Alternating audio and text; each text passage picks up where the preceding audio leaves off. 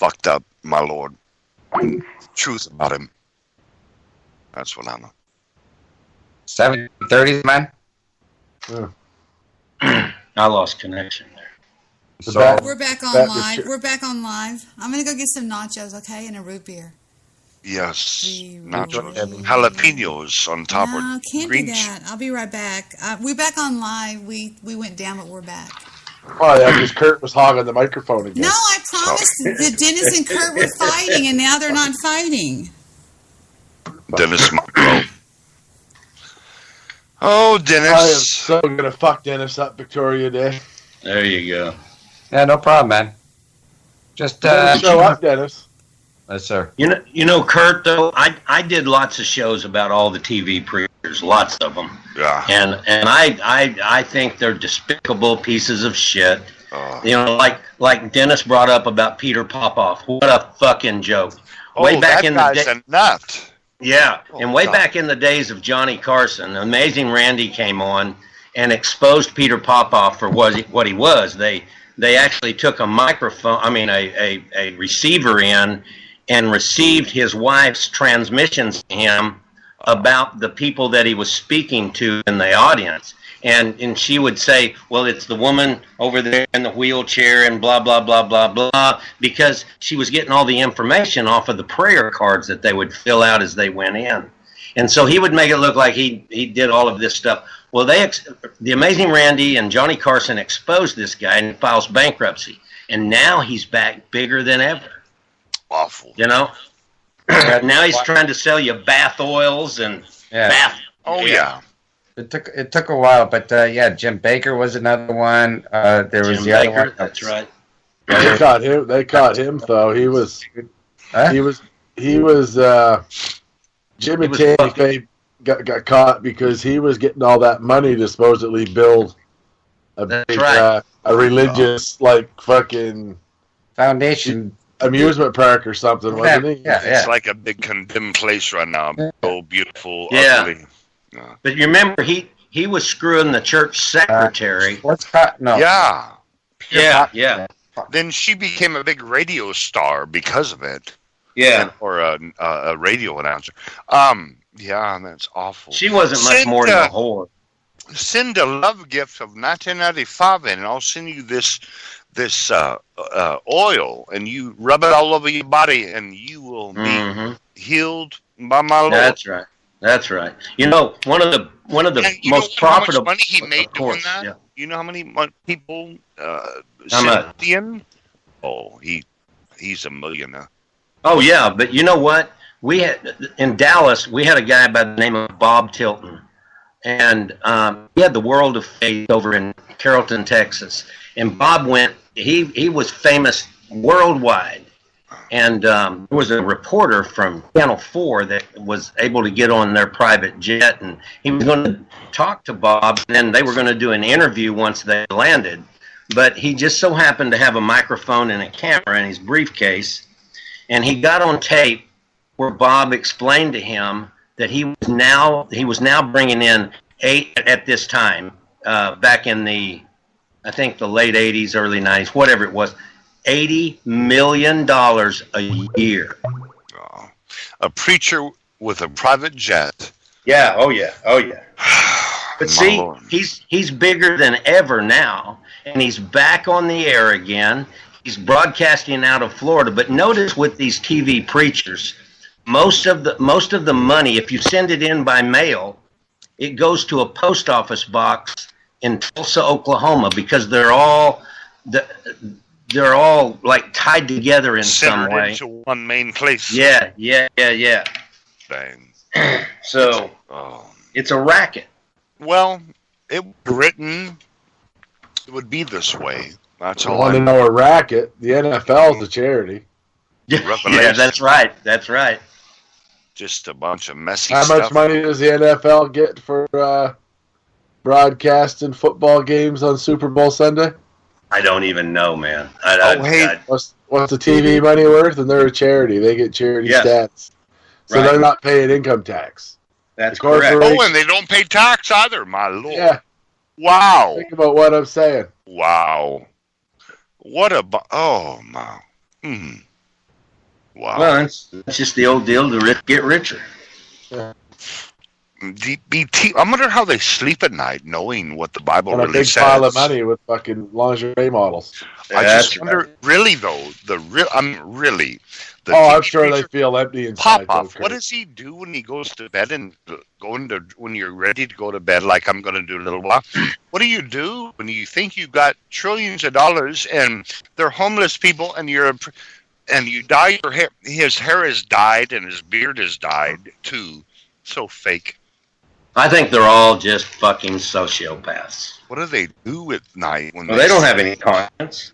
How could they sleep knowing that they've made trillions on people and they're I don't know. Well, so I don't know. I think the God business is a big business, and it's hard for a lot of people out there to differentiate between these scam artists, these pieces of shit that just take them for all their money, catch them at their weakest time when they're sick or whatever, and get them to they sing victory. I listened on YouTube, Victory in Jesus from a certain church, and they sing the songs. They tell the story. Jesus died, rose from the dead, and da da da da, and you're saved, and da da and all that. Just as I am, Billy Graham. Now he different, but I'm just saying they do all that, but they have 5 mansions and they're homeless people. That doesn't equate to me. Well, Jim Jones, he was he a Baptist preacher? Was that it? He was a Baptist preacher out of San Francisco, I believe, originally. Died, rose from the dead, preached all we know. All the dingbats are Baptist. I was born and raised Baptist my whole life. Well, and you know what? You're right. They're just it was, when I grew up as a Baptist, it was all about guilt. We weren't, literally, we weren't allowed to go to a movie on Sunday. I was, when I was just a kid, I played in a band, and they looked down on me because I played in a band, but they didn't look too far down on me because I came from a rich family. So it was, they kind of excused that, and I find that kind of strange. We were never, First Southern Baptist taught us, and we were never that strict, but that Pentecostal movement came up in our church in like the early 80s, and people started clapping to the music, and you don't clap. Then people started raising hands when somebody preaching. People would look, you don't raise hands like that in a Baptist, and then it got to people, and it just shut down our church. In about 5 years, we went kaput. Just a crazy movement of I don't know. I'm not Baptist. I'm not a member of a Baptist church anymore. I'm just my Father, Son, Holy Ghost. He and I is all, just he and I, personal relationship. I'm not a member of nothing no more. But I remember what happened, and I remember that was wrong, that Babylon nonsense was wrong, and that it just tore up our church. That was a Babylon mess. So your church moved away from the Baptist doctrine. It started to, and the Pentecostal TV preachers, the Paul and Jan is what coerced that, because that came up in our church, our sacred Baptist, hard stone, solid preaching about God, and then all this hoopla came up in our church of wanting to. Why would you want to? Blah, blah, blah, blah, blah. Why would anybody want to babble like that? That doesn't. What's that blah blah blah? They just do that. He's talking about talking tongues. Well, that's not talking tongues. Talking tongues, Peter spoke to the crowd, and all of them had different languages. And maybe that was theirs. When he spoke, we all spoke the same language. Yeah, they all. Until we tried to build the tower up to God. That's the Tower of Babylon. And then God knocked it down. Our church had dwindled down to like 10 people and finally went defunct after all that mess came up. Oh, the church died? Yeah. But now there's a big Spanish church in it, and it's flourishing. So it all ends up. How would a church die like that? Hey, Sonny. Yes. Do you think when we get old, we'll go to some old Baptist church together, and you'll be all bent over and you'll have your little tie on and your little suit on every Sunday, and we'll drive up and we go into Baptist church.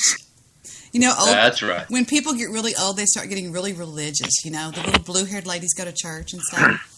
I'll tell you who else gets religious. Prisoners in prison. Mm-hmm. Especially those that are trying to go for parole. They seem to meet up with God like real quick. Oh, they sound all right. My brother used to say, we're going to send this motherfucker up to 7 to get the spirit, Debbie. But it's true, though. When you're in prison, I'm sure if a prisoner that may have done wrong and gone way off. When the jail was on, I'm sorry, Curtis. I'm just going to finish this. When the jail was on Commerce at 600 Commerce, there was a 7th floor. It was only the 7th floor jail, and he'd say, "We're going to send him up to 7 to get the spirit." To get the spirit. Mm-hmm. Well, you know, they do seem to catch religion just about parole time. Just a little bit before parole time, they'll walk in to their parole hearing, and they'll. I had to testify at a guy's. I had to be a witness at a guy's parole hearing that wanting to keep in jail, but and I noticed he walked in with his Bible in his hand. Oh, why wouldn't you? Yeah, exactly. Yeah. So, is there like a Orthodox baptism, like Baptists or Orthodox Baptists? Brother, I grew up in it, and I got away from it a long time ago. So I don't know. I was baptized twice. The first time more than likely when you were young, and it was the thing to do, and all your friends were doing it, and cried. And so, I walk up to That's the how I preacher. tried my first baptism. There you go. Then they did it. That Sunday morning, I went up. My dad. I said, "Dad, I gotta go up." I just knew, and he led me halfway, then let me go, and I just bawled like a baby. Don't know what Stephen did when they were graduating from high school. Stephen went to the accelerated part of the high school because he was bored with high school, so they sent him to these. That's Gunner eating my nachos. Are you choking, buddy? Gunner. You have a nacho cheese? Did He's you melt choking. the cheese? Gunner's choking. Oh, fuck. You got it out. Are you okay, buddy? Fuck. Chew him up. Let me crush these nachos up for him. Hold on. He just put the whole nacho on his mouth. He started choking. Anyway. What kind of salsa do you have? I don't do salsa, Angel. Oh. So Stephen graduates with a very small class of kids, when he was 16 years old. But stop it. But he graduated with a 3.9 average because these kids, he went through high school in 9 months. 9 months. Wow. Well, they graduated, Sonny, at that huge church on Beltline Road called Sunnyvale Baptist Church.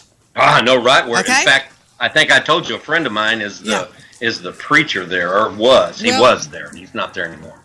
Whenever they were calling out the names, they only called out, stop it, Gunner, that's enough, 56 names. And all of Stephen's friends that had graduated, one of them was the I don't know the name, the smartest guy in the class. The valedictorian was Tyler Davis, was Stephen's best friend, still is. And him and two other guys snuck in behind the stage where the baptismal is. Yes. And when they called, right before they called Stephen, everybody in the audience down there was cracking up. And I said, "What's going on?" I went, "Oh," and Tyler was going like, "Da, da, da, da, da." And they baptized Brandon right there behind everybody. And the guy was so loud, he was going like, "And now, Stephen Montoya," and he couldn't see what was going on behind him. And they had driven our golf cart over there because we backed up to that church. Our house did. And I remember when I got in my car to go back home, I saw the golf cart just madly driving down the back wooded area. And when they got out, they were soaking wet. And I said, "What did y'all do?" And I said, "Oh, that was you guys?" And Stephen was cracking up. I bet he was. So that's their little stories. That's all. Yeah, that's funny. Cool. Yeah, I kind of grew up in all that stuff. When my my parents died when I was 8, so when after that, there was kind of like a man that was a Baptist preacher. He and his wife kind of he became my mentor in life up until I went to the military. And when I was wounded, he was such a good guy. When I was wounded, and once they took me by hospital plane to Bonn, West Germany. He actually, out of his own expense, he flew to Germany because I was shot up pretty bad, and he stayed there with me for quite some time. Thank you for your service, by the way. Thank you. Oh, no problem. But I just kind of drifted away from all of that because I realized that a lot of it just came down to money and I don't know. I just kind of lost my faith, I guess. No, we appreciate you being here, Sonny. Oh, no problem. I was just kind of giving Kurt a little rundown of how I grew up in that atmosphere really, really heavy. So I saw, just looking back, thinking deeper again, not surface. I was born in 1967, but studying as I did, nobody knew what I studied. I studied Titanic, I studied Kennedy. I never told my mom and dad what I thought about deep, but looking even the cars from the 50s, all fins and beautiful and getting like they're going to fly, and then boom, Kennedy, and the assassination, what she had to go through, Mr. Kennedy, and cars got so ugly, Kurt, they got boxy. Kurt, hold on just a second. RD's on the call. Hi, y'all. Have y'all heard his accent? It's amazing. Hi, RD. Hi, Debbie. Hey, RD. How are you? He's in Venezuela. Where is he? No, he's in. He's what? He's in Holland. Holland, cool. Where the girls wear the little wooden. The happiest place in the world to live, right? I wish I was in I know Holland he's right in now. Denmark. I know I've got it wrong. Right, RD. It's Denmark, isn't it? Denmark. Okay. Have you got is the princess there with you? No. I wouldn't call in if the princess was alive, because that would be awful radio. Isn't that cool sounding? Listen to his accent. I love his accent. I do too. It's cool. I love When I accents. talk like that. Brother. We'll say hi to Dennis and Sonny and Joe Seeker and the illustrious Curtis. Hi, guys. What? What am I? Illustrious. You're illustrious, Kurt. What is You're illustrious, Kurt. I don't know Dennis. Dennis goes, "You're illustrious, Kurt." What does illustrious mean? It's not anything to do with being a lesbian, so No, you're good. it's just a way of saying that you're a good person. Whatever. I don't know. Look it up. Brother in Holland. Yeah, welcome, Marty. Great. You really want to hang out with people in Canada and the United States who are crazy over here. We have Biff as president. Oh. Biff. Gray's Sports RD came- Almanac. RD came to the show through. AKA Russian hackers. Sorry, Debbie? I came to the show to thank Joe's grandfather for saving us from the Nazis. I just wanted to get that out of the way, Cool, yes. Because that's usually where any conversation with me and Joe ends up with. I think Joe went to put some fire in his firewall. Hey, let me ask you something. What is it I mean, are you people really that happy? Y'all aren't. And I'm just gonna hit you right in the face. Y'all haven't been overtaken by the Muslims like Sweden has, or tell us about that. Just me breaking up, or it's you breaking up. Yeah, you're breaking up pretty bad. It'll come back. Just let me close out a lot of stuff. Let me close out messages, and I'm going to close out. I'm going to close out iTunes. So tell me about what it's like to live over there in Scandinavia. I mean, in where you're at, and is there any threat with the Islamic takeover over there or whatever? No, that's just all hyped up. They got brass. Just don't listen to Apocalypse. No, that's nothing. My Lord will win. Everything all right. All those hoodlums. There's nothing like a Muslim takeover here in the northern part of Europe. It's just, news needs to be exciting, so they're not going to bring any. How do y'all keep them out? If you don't mind me just butting in and asking you that. No, we're not keeping them out. We got I think they love each other. We got like 70 million people in Holland, and 1 million of them are Muslim, and everybody get along. It's no problem. I mean, in any group you're gonna have some Jim Jones problem people. But it's no different I'm sure we have more people that are atheists causing problems than Muslims. I'm pretty sure of it. TV preachers could be compared to terrorists, I would think, if you think about it deeper. Yeah, I'm very interested in what Artie has to say, Kurt.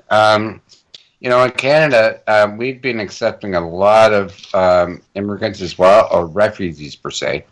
And so, with the Netherlands, Artie, it's not like a real big issue. Not like it would be maybe, say, in Western Europe. No, but if you at one point they when the say quote unquote refugee crisis was at its peak here in Europe, they were telling us how many people would like the maximum of people that would come in. Right. And if you just did like a little math equation on how many people that would be compared to Europeans, it would be like 200 Europeans would have one refugee to look after. So it's ridiculous numbers. But when you get the problems, when you put them all in like one city or in villages even, we got like villages in Holland that are like the smallest village with maybe 500 people. They will put like an asylum seeking center of 1,000. So that's where you get the problems. Just don't put if you put all those people in the same place, they're never gonna adapt. So do you have refugee camps out there? Like, really? Yeah. We have like really? It's not. It's like a luxury camp. I mean, in Holland we are a socialist country, so I mean most of the refugees are treated better than the people that are the poorest in Holland, and of course that's gonna. That's what we got in Canada too. They treat the immigrants, the refugees, or whatever like that better than the homeless. Yes, and that's causing problems, and that's where we got someone like Geert Wilders high in the election results.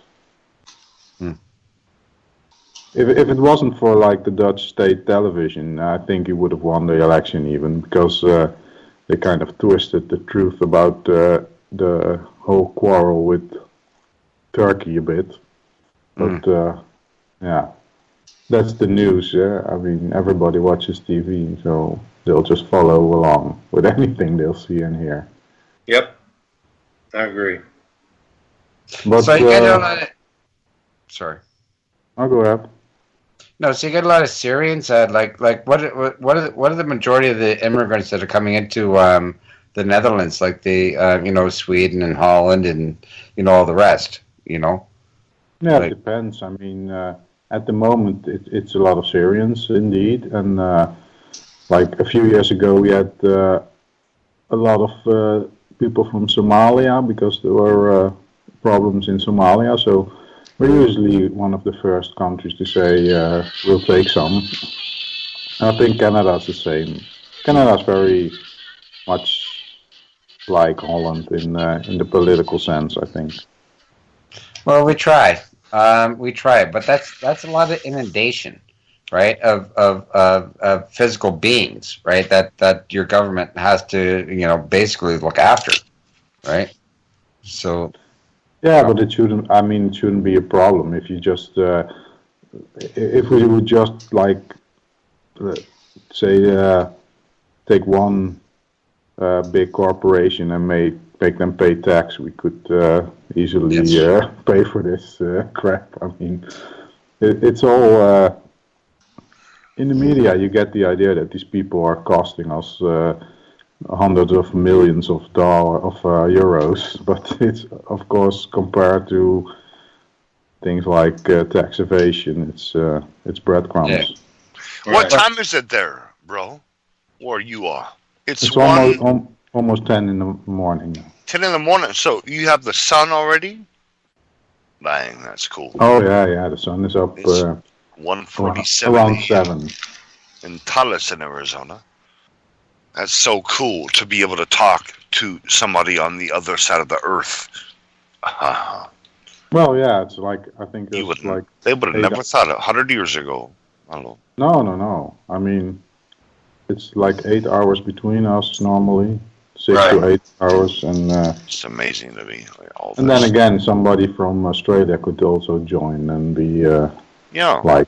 Do people fly? Can people fly? I know this is going to be a dumb question. Can people fly? Because Holland seems so tiny. Do people fly straight into there, or do they? If for an international flight from out of Dallas, Texas, where would I fly to? Not that I'm going to do this, but I just find that I always find it interesting to know how you. Yeah. Excuse me. Heathrow, and then you go to Oslo. I wanted RD to answer me. Yeah, let him answer. Well, I do know that a lot of Dutch people, when they travel really far, they'll fly to England first, and then from there. But Amsterdam is kind of it's a pretty big airport, and it's a short drive to airports in Germany also, because I mean you can drive around the whole of Holland in maybe 5 hours. If you just if you would like drive around near the edges, maybe you'll take 5 or 6 hours and you'll be full circle. That's how small it is. Wow. Do you all drive opposite us, like the left and right? You know what I mean, Debbie? Do they drive opposite on the streets? No. It's just England that does that. They drive bicycles everywhere. It's the coolest thing. I would wreck. They drive, Curtis, they drive bicycles, baby. They drive bicycles everywhere. Don't you have a bicycle, RD?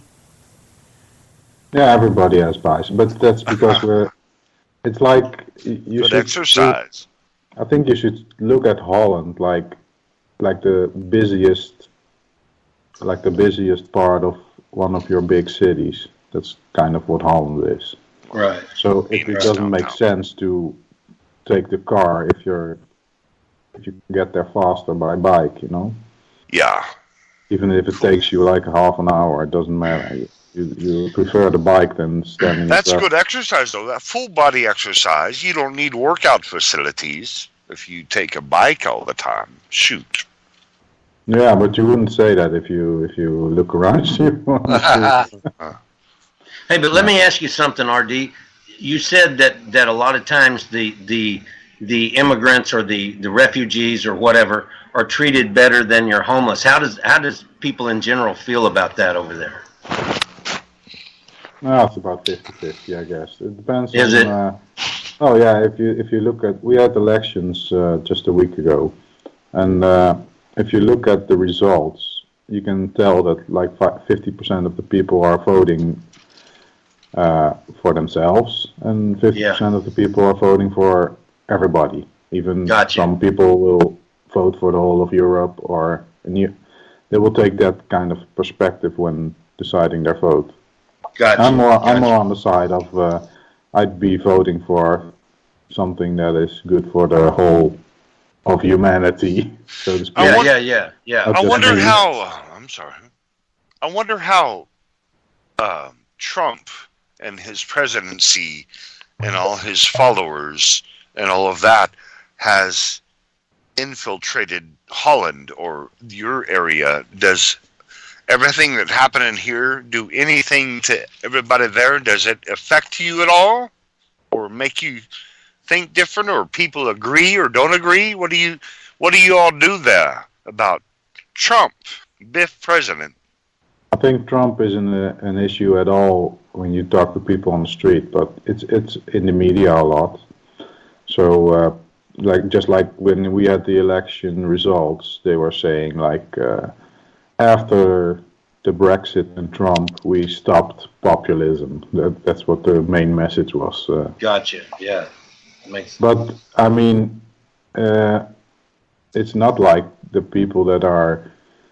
You got people in every country not trusting politicians and seeing how the promises are never kept. So my personal opinion is that at least, even if you don't agree with Trump, which I don't agree with a lot of his policy, but at least he's trying to keep his promises. So that's already something that most politicians can't say.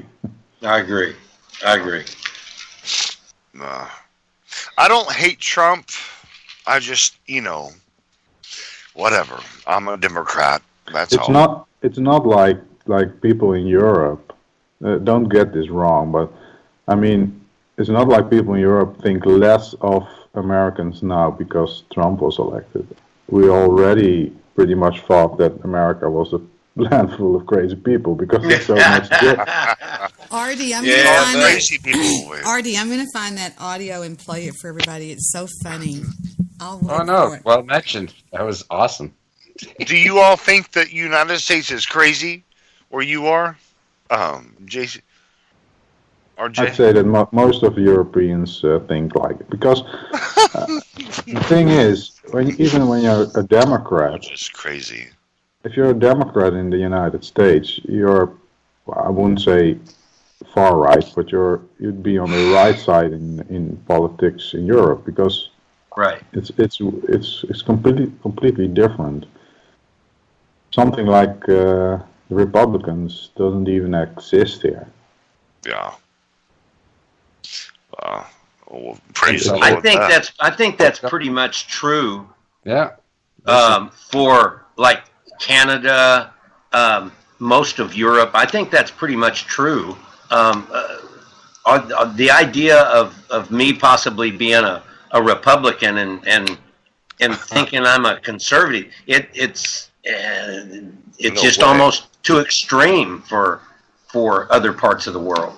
You see, in Holland, it is like this. Any party that calls themselves liberal, and we know this here, but some people still fall for the trick. It's all about, the only liberty that they care about is the liberty of rich people and companies, Gotcha, yeah. So it's a whole different idea with the same word, but the liberals are the most far-right people in Holland. Wow, see, that's not here. Right. Liberal would be left here. I hate that one word liberal could be a whole people on TV, on the news TV. Sean Hannity, Fox News. Oh, liberal. Let me tell you, they're bad. And it was Obama and everybody else. But I think I'm a big fan of Terence McKenna. I don't know if you know him, but one of his quotes is that the language was invented so people could lie, and I'm a big fan of that. I love that, man. That's cool. I like that. Yeah. I'm going to use that on my show. Oh, I want to go to Holland one day, Debbie.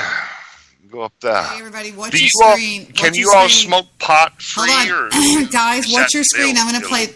Kurt, hold on. I'm going to play this for y'all. Watch your screen. think this is it. I think. I could be wrong.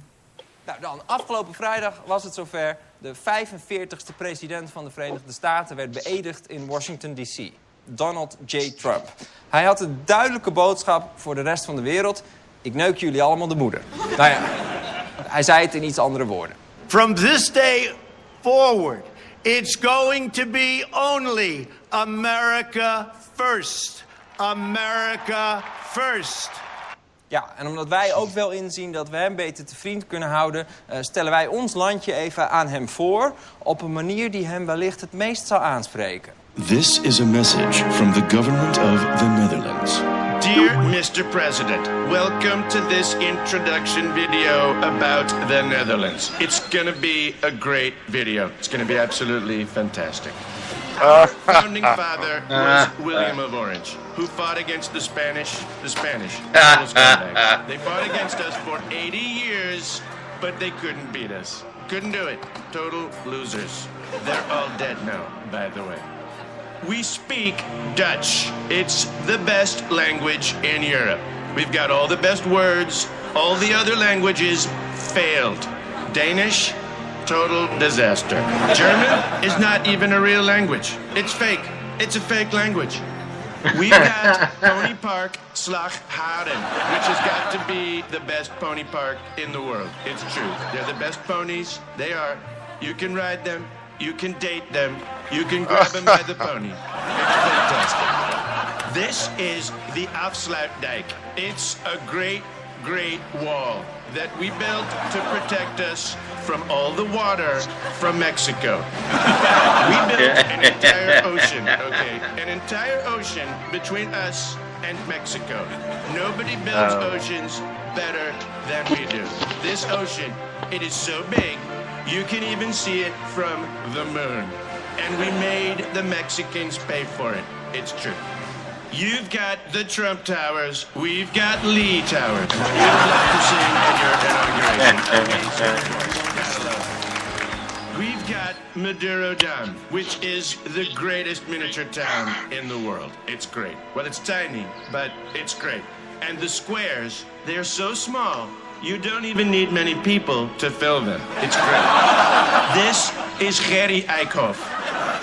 In December, we've got this scandalous tradition of Black Pete. It's the most offensive, the most racist thing you've ever seen. You'll love it. It's great. We also have a disabled politician for you to make fun of. Her name is Jette Kleinsma. She's from the Ministry of City Walks. All right now. A great impersonation of her. Can't wait to see it. People tell us, very important people, they tell us we've got the best tax evasion system God ever created. It's just unbelievable. You should tell your sons to put all their businesses here. You'll pay no taxes at all. Zero. It's ridiculous. And last but not least, we've got a great, great, great dependency on the United States. It's huge. If you screw NATO, you're going to make our problems great again. They're going to be huge. They're going to be enormous. It's true. Please. Shut up, Trump. We totally understand. It's going to be America first. But can we just say the Netherlands second? Is that okay? Thank you for watching and best wishes. We've got the best wishes in the Netherlands. They're great. It's true. Oh, that was good. That was really good. Vond je dit leuk? Kijk dan ook een andere... Oh, Father. That was good, Debbie. That is way better with the video. I mean, you played the audio before, Debbie, but this is way better. Yeah, that was good I stuff. didn't see the video. She has my video blocked somehow, or I have mine. I don't know. I watched it on her deal. You goofy. Oh me, Debbie, I've got to hit the sack. So it was nice talking to you, RD, Kurt, Joe, Dennis, Debbie. I appreciate you guys, and I'll talk to you all soon. Bro. Talk to you. Fist Sunny. All right, take it easy. You as well. I'm up. Ciao, man. All right. Ciao. And if Joe is still there, Joe, I'll see you later, bud. Where's Willie? Why hasn't Willie joined? Is he still there, Willie? Or are you there? No, he was there 8 minutes. He said something Hey, 8 minutes brother. ago. Holland, bro, there. Oh, no, we don't want Willie on with Holland. We have a terrible man named Willie in the United States, so... No, he's in Alaska up there. We bought that from Russia for like, how much? $2 or something?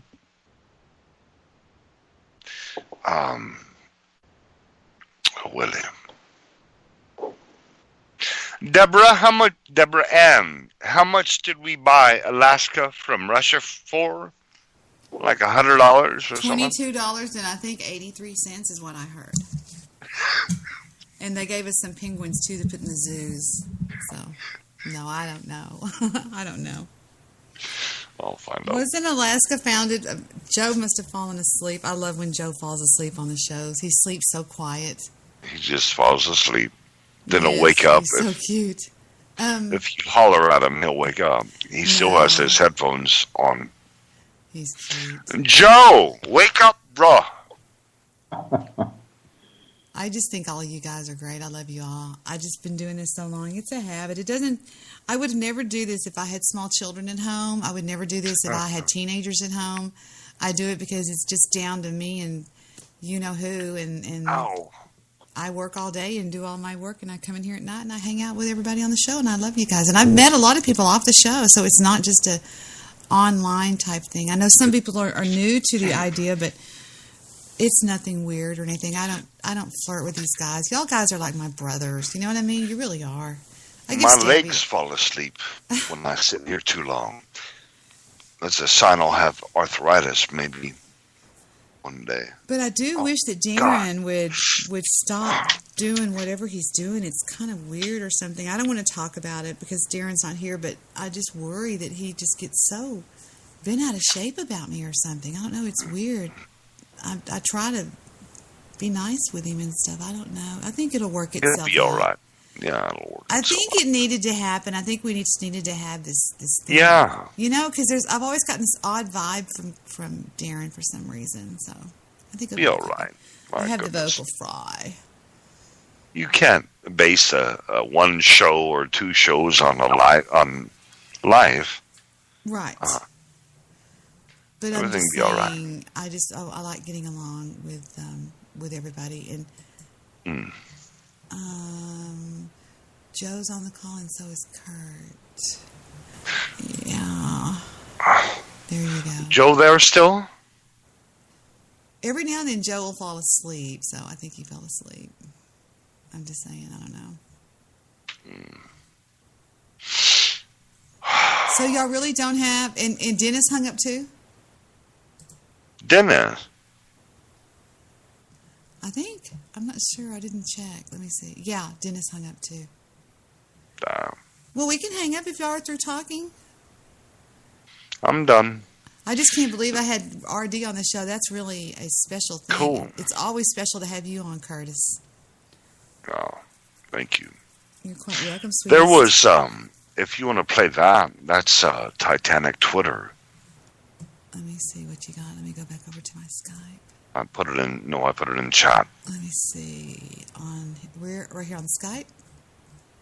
On chat. I'll put it on Skype if you want. Yeah, do that. Here is Titanic, last words. Okay.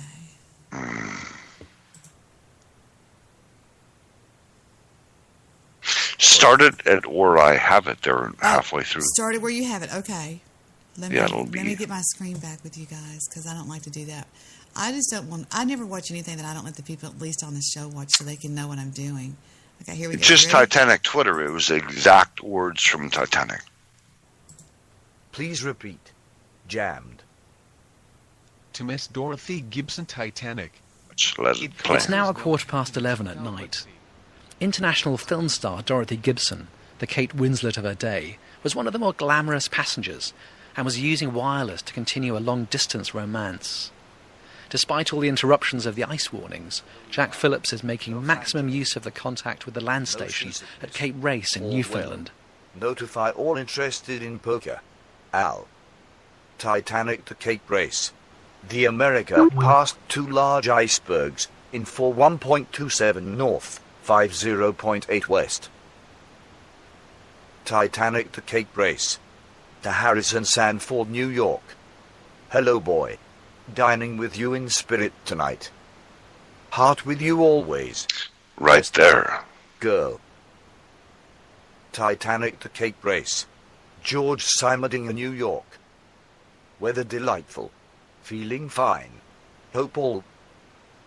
Boom. CQD, this is Titanic. CQD, this is Titanic. CQD, this is Titanic. Exact words. CQD, this is Titanic. CQD, Titanic to all ships.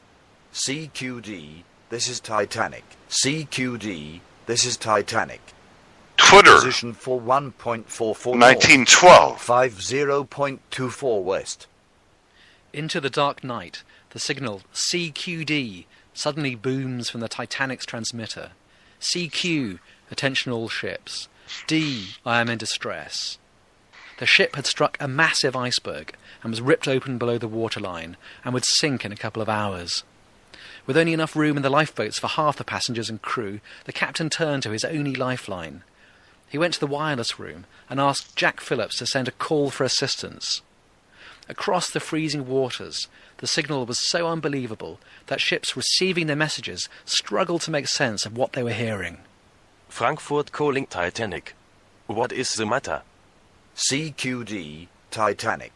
Our position is for 1.44 north, 50.24 west. Okay, stand by. CQD, CQD, this is Titanic. Mount Temple to Titanic. What is the matter? Cannot read you, old man, but hear my position. For 1.44 north, 50.24 west. Come at once. Have struck a berg. Received. Will tell Captain. CQD. This is Titanic. CQD. CQD. This is Mount Temple. Titanic sending CQD. Says Come require quick assistance. distress, CQD. Gives Come position. quick distress. Cannot hear me. His position at 41.44 north, 50.24 west. CQD.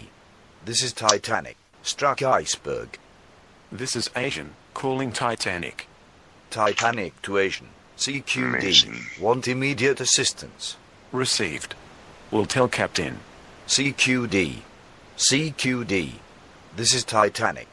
Require assistance. This is Carpathia, calling Titanic. Old man, you know that Cape Cod is sending a batch of messages for you. Come at once. We have struck a berg. It's a CQD, old man. Position for 1.46 north, 50.14 west. Shall I tell my captain? Do you Beep, beep, require beep, assistance? beep, beep, Yes, come quick. Jack Phillips knew Harold Cottam, the operator on the Carpathia. Here was a familiar voice who might be able to help. But he still carried on transmitting the distress signal, in case there was anyone nearer at hand. CQD. Require assistance. Corrected position for 1.46 north, 50.14 west. Struck iceberg. CQD. This is Burma, calling Titanic. What is your position? Position for 1.46 north, 50.14 west. Require immediate assistance. We have collision with an iceberg. Sinking. Can hear nothing. People running but about noise on of the steam. decks. Mount Temple to Titanic. Our captain reverses ship. We are about 50 miles off. Titanic to Carpathia.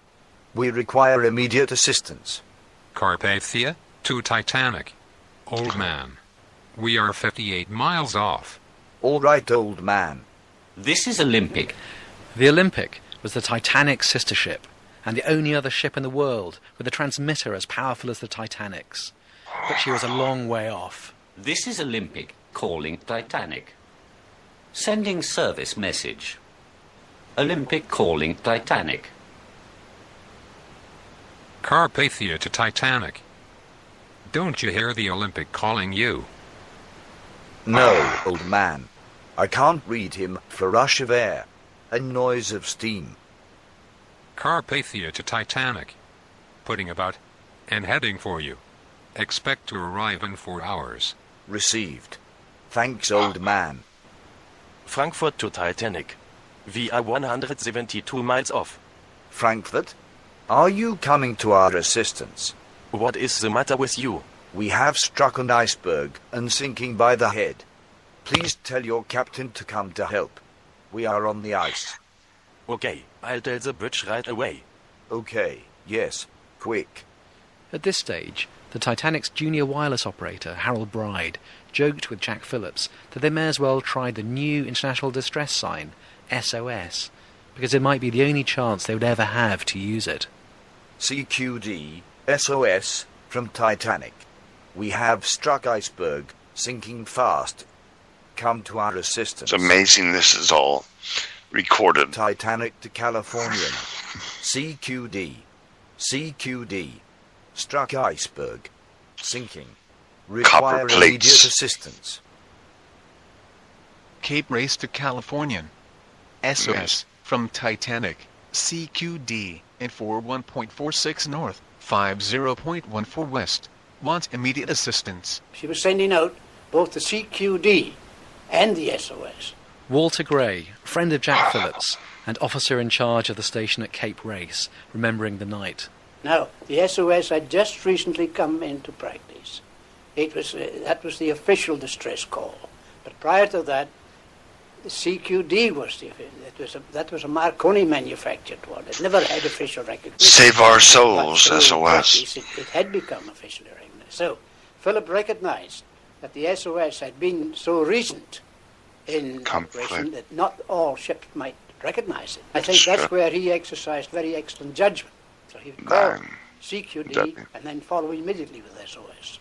And then he kept that up every few minutes. CQD. You have to play this all the way through.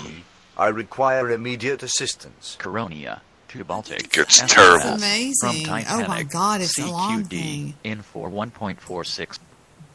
That's amazing. Play it all the way through, please. 40 minutes? Or they even say, "Is the water's coming to the boilers?" You've got to hear that. Okay. Walter Gray at Cape Race Station was one of those young men who had to listen from afar to the wretched deaths of 1,500 people.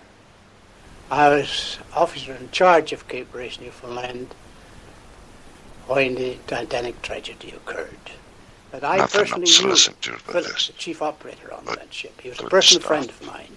Whenever he was on watch and I was on watch, we knew each other's style of transmission, and very often we'd say how do to each other. That night, about 8 o'clock, 8:30 perhaps, I was on watch again, and Curtis, he came on with about 30. Yes. I want to show you a new video about JFK. It's a 360 video. Have you heard about it? No. It's Dealey Plaza 360. Let me show you. Do you know I what that can means? see your picture now. I can see your screen now. Let me show you this. This is amazing. But everybody, listen to the end of that. It's so good. Okay, well, I can It's so bad because it's the water's coming to the boilers. Hurry, hurry! He says on the Marconi. Poor thing, he died.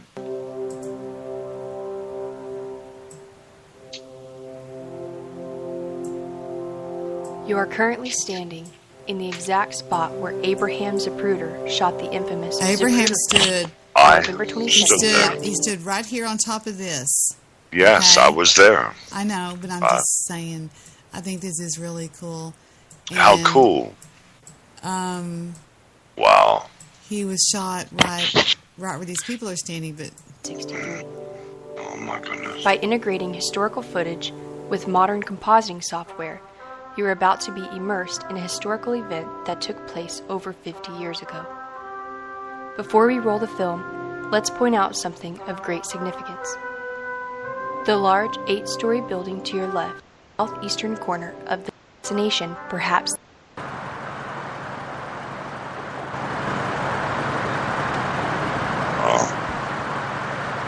Here they come. Oh my goodness.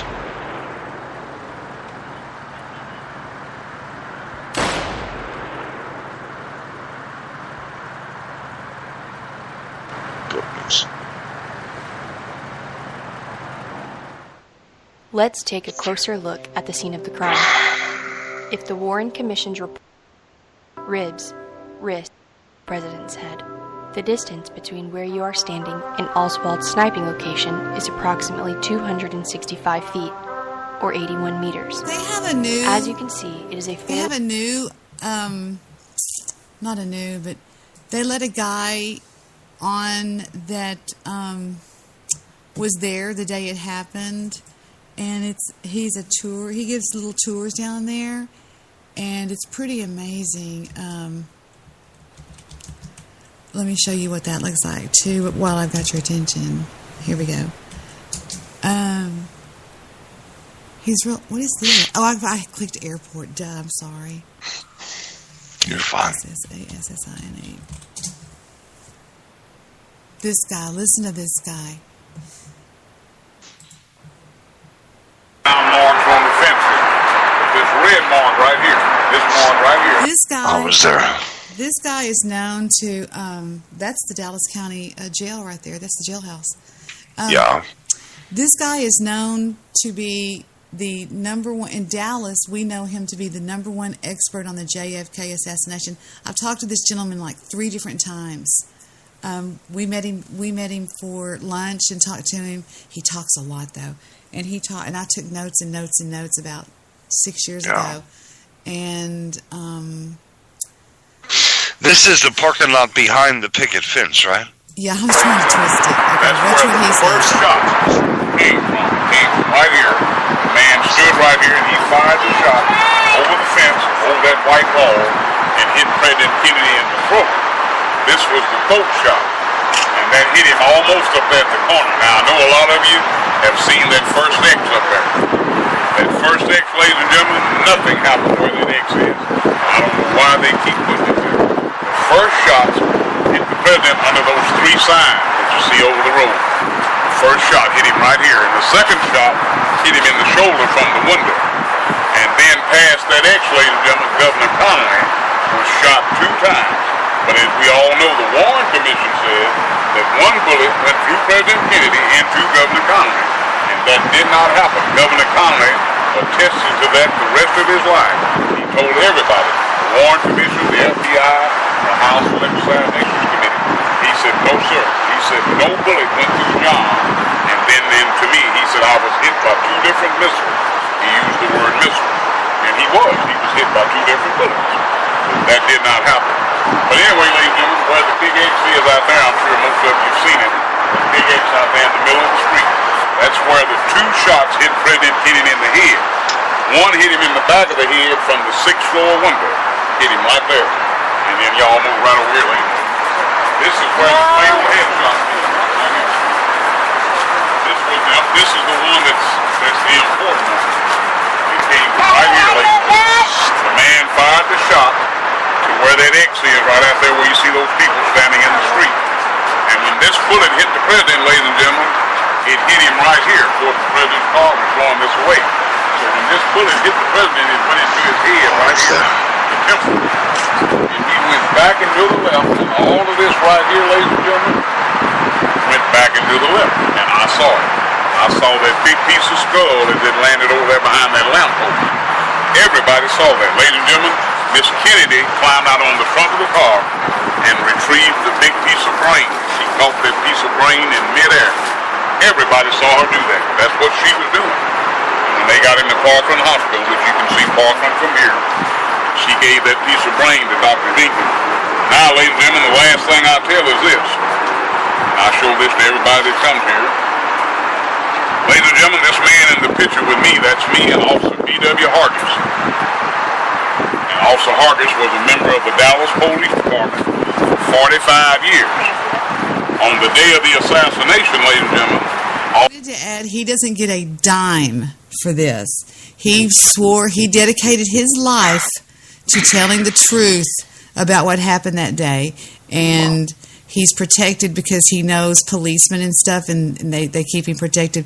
But he stood right there. He was standing right here, and you can see him in the Zapruder film. He saw every bit of this happen. He stood right there, and he didn't say a word. He ran and stayed hid for 40 years, and then he said that he was going to dedicate the rest of his life to doing this, and he does it for free.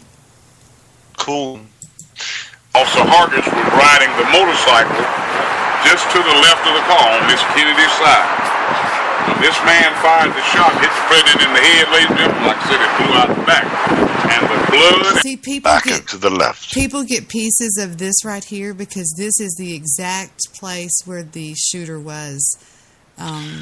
Debbie, can I tell you, I was right there where he is. I know. In 2003, right there. And I don't left... live too terribly far from there. Huh? I don't live too terribly far from here.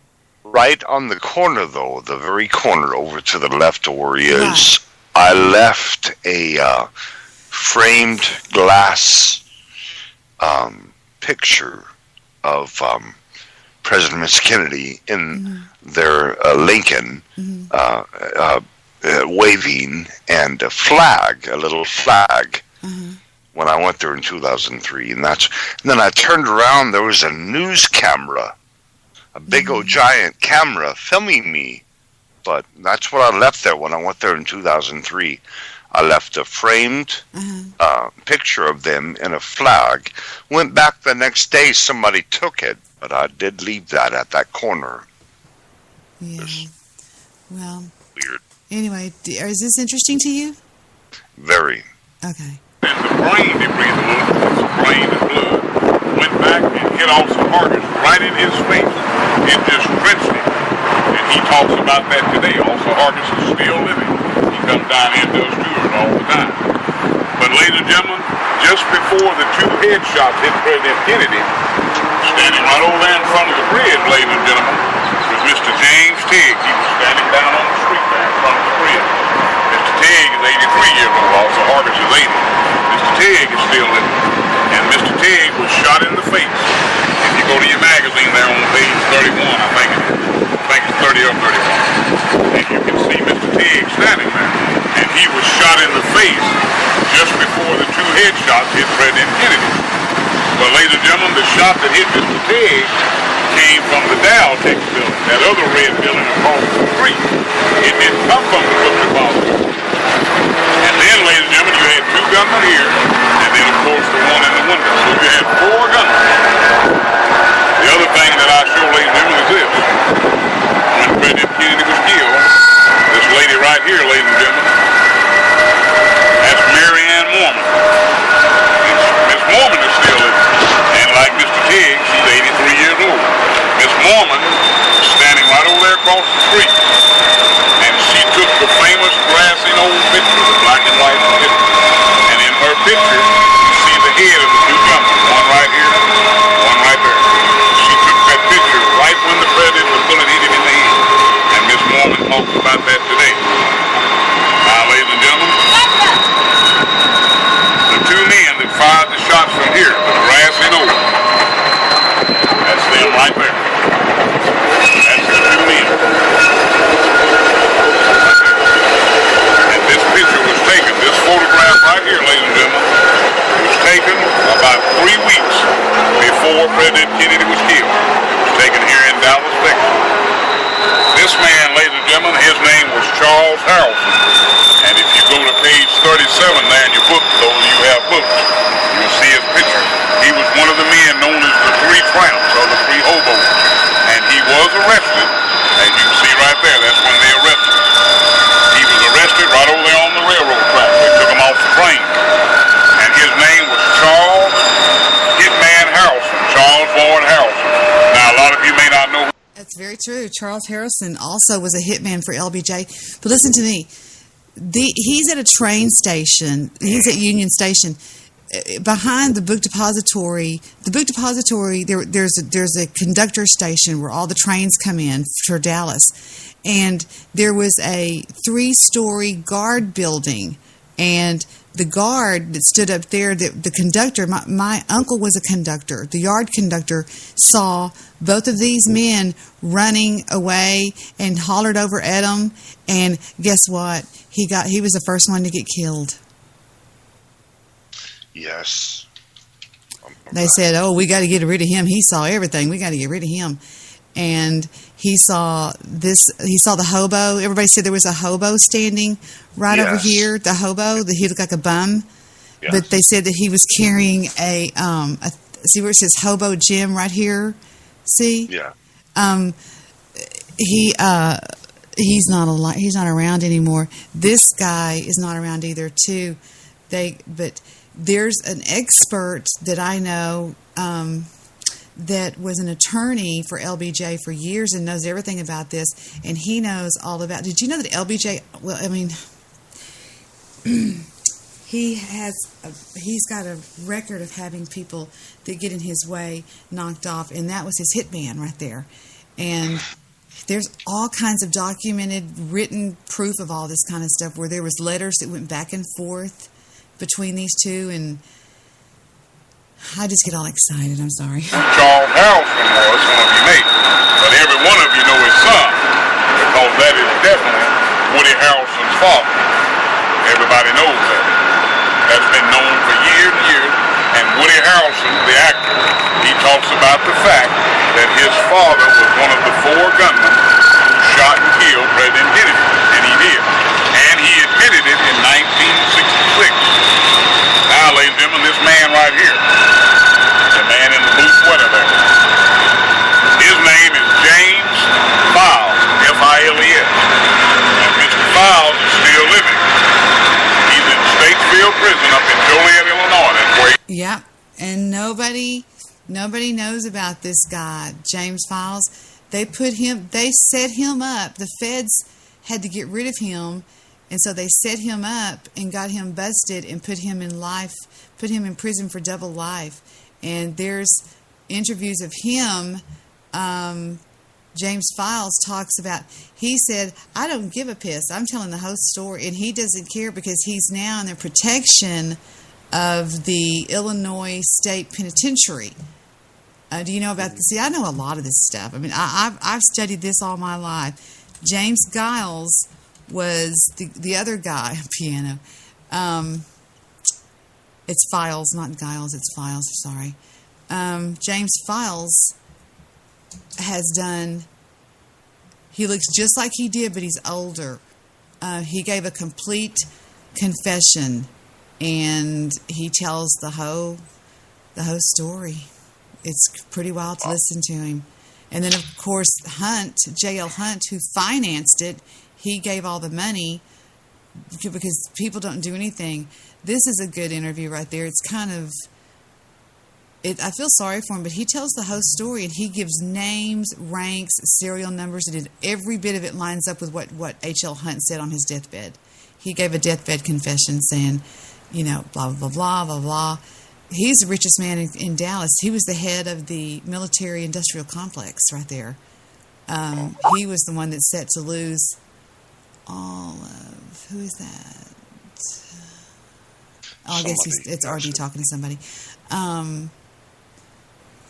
Yeah, and he wanted to get it all off of his chest. And of course, you've got your people that come out there and say different things, but nobody denies what James Files says, because. And I've tried to get him on the phone before, interview on the phone. Have you ever heard his testimony? Here's a short one. I'll show you this. It's a real short one.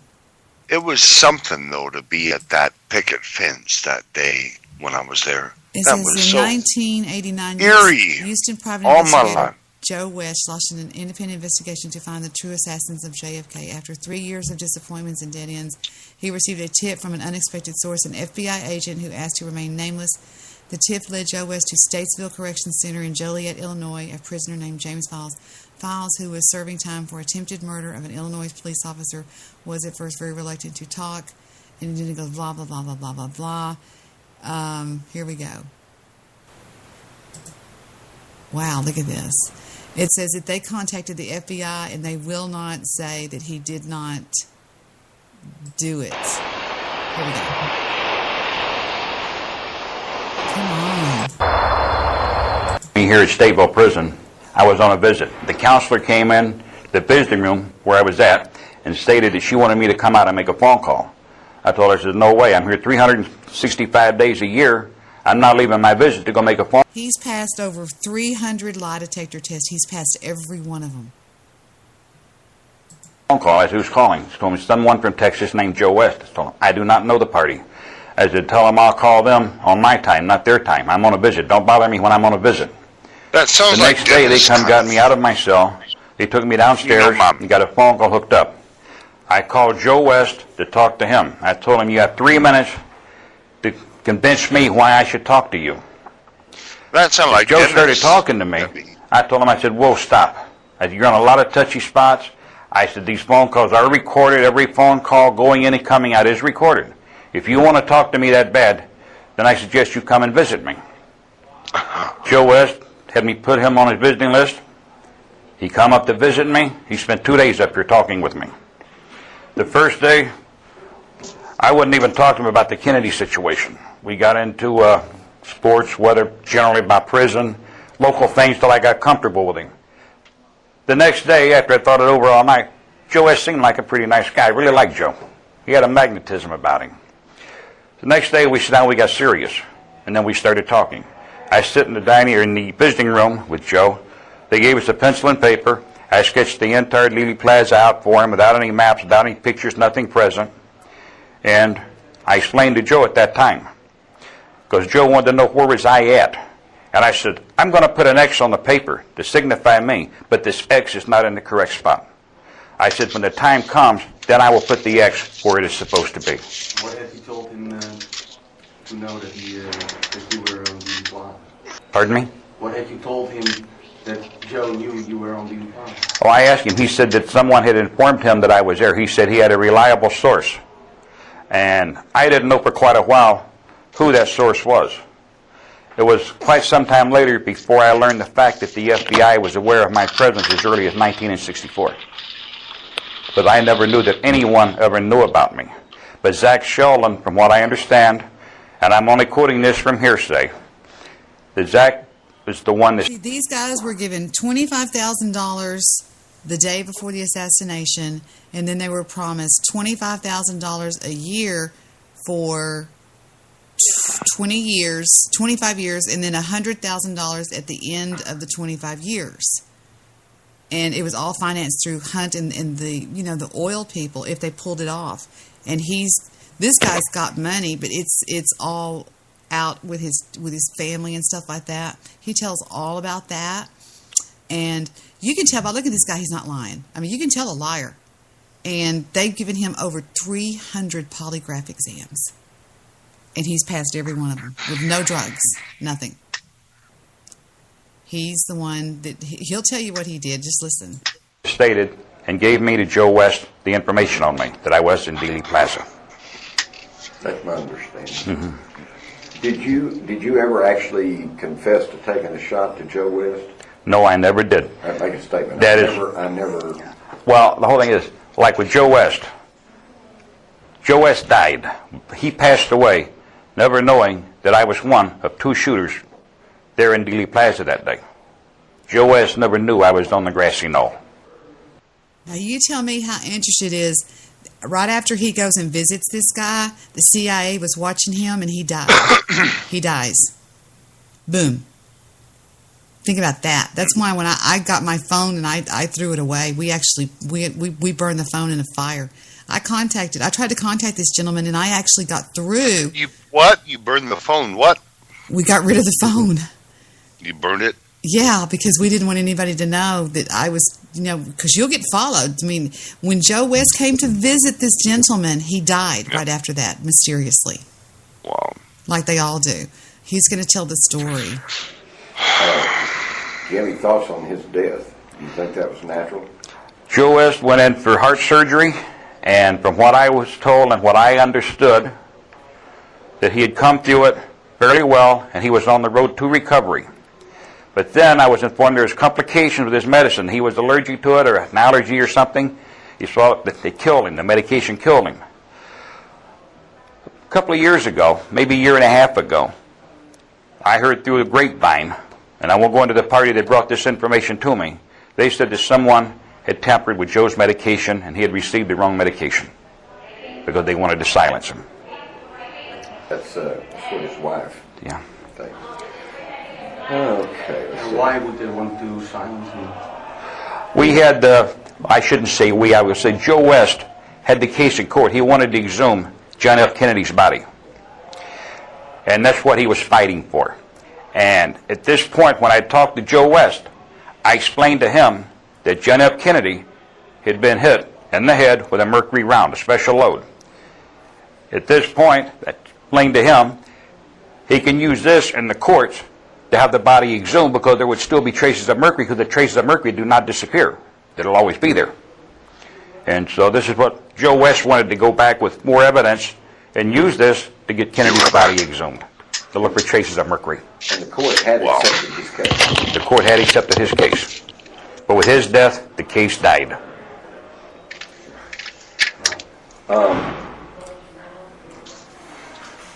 Do you feel like your memory is as good today as it was, say, 10 years ago? No, I do not. It's not that good. Make a statement. My memory as of 10 years ago was a lot more alert than what it is now. It's not that I'm just getting old and senile, but it's the conditions of prison, the conditions that we live under. Our water here, when people come in, and I'm sure you would advise not to drink the water from here, to buy bottled water. But I've been drinking this water for the past 12 years with radium in it, so has every prisoner here. We wasn't aware of the water situation until Oliver Stone come along to make a movie here. And when he made his movie here, we see all these people from the movie company running around carrying bottles of water. Even the officers that worked here, they got suspicious. And that's when we started finding out this water's unhealthy. Just as an aside, sodium fluoride is what they put in even the city's water supply. That's what the Nazis put in their water supply in those concentration camps to keep everybody pacified. Yeah. Well, they keep us pretty well pacified, and they really kept us pacified since we went on about a 10-month lockdown, and they took the prison back and run it under their order now. And I mean, this place is really maximum control now. There is no movement here at all to speak of. Did you actually meet with Oliver Stone? I met Oliver Stone 3 times. Matter of fact, I have a paper that Joe West, not Joe West, but Bob Vernon had Oliver Stone sign. Now, Bob Vernon come in after the Joe West deal. Bob Vernon took over for Joe West. Bob Vernon met with Oliver Stone, and he had him sign an agreement where they wanted to get me on film, but I refused to do that. I met with Oliver Stone 3 times. And you never told him your story? No, I did not tell Oliver Stone my story. I refused to discuss it with him. And like I said, I've got a copy. I got Oliver Stone's signature. Bob Vernon's the only signature on it. It states what it's all about. The only thing missing is my signature, because I would never sign that paper for the agreement. Why was that? I didn't like the man. Case closed. Case closed. And if you'd like, I'd be more than happy to send you a copy of the document. And it's got Oliver Stone's original signature on it. And it has Bob Vernon's signature on it. Well, I've got a raft of questions, but I'll tell you Okay. what, let's just go back to, and just let's go in chronology. Just tell me your own account again. You understand what we're really doing here is because the interview you gave Bob Vernon is kind of tied up in all kinds of legal stuff, right? Yes. And to help you and Pam, we're redoing this thing so that we can put that aside and move on. Okay. So this is redundant, but let's move on. Go back to when you first learned that there was a plot to kill Kennedy, and then just bring us forward into how it all came about. Excuse me. The first time that I knew about anything being planned on Kennedy, I'd heard a lot of rumors that nobody liked Kennedy. They wanted to kill Kennedy. They wanted to assassinate him. They wanted to do everything to the man. Were you kind of upset with him yourself over Bay? Oh, I was upset with him over the Bay of Pigs, but I never paid any attention to any of this at first because, everybody talks. Somebody gets mad at somebody, and right away, I'm going to take this guy out. I'm going to take that person out.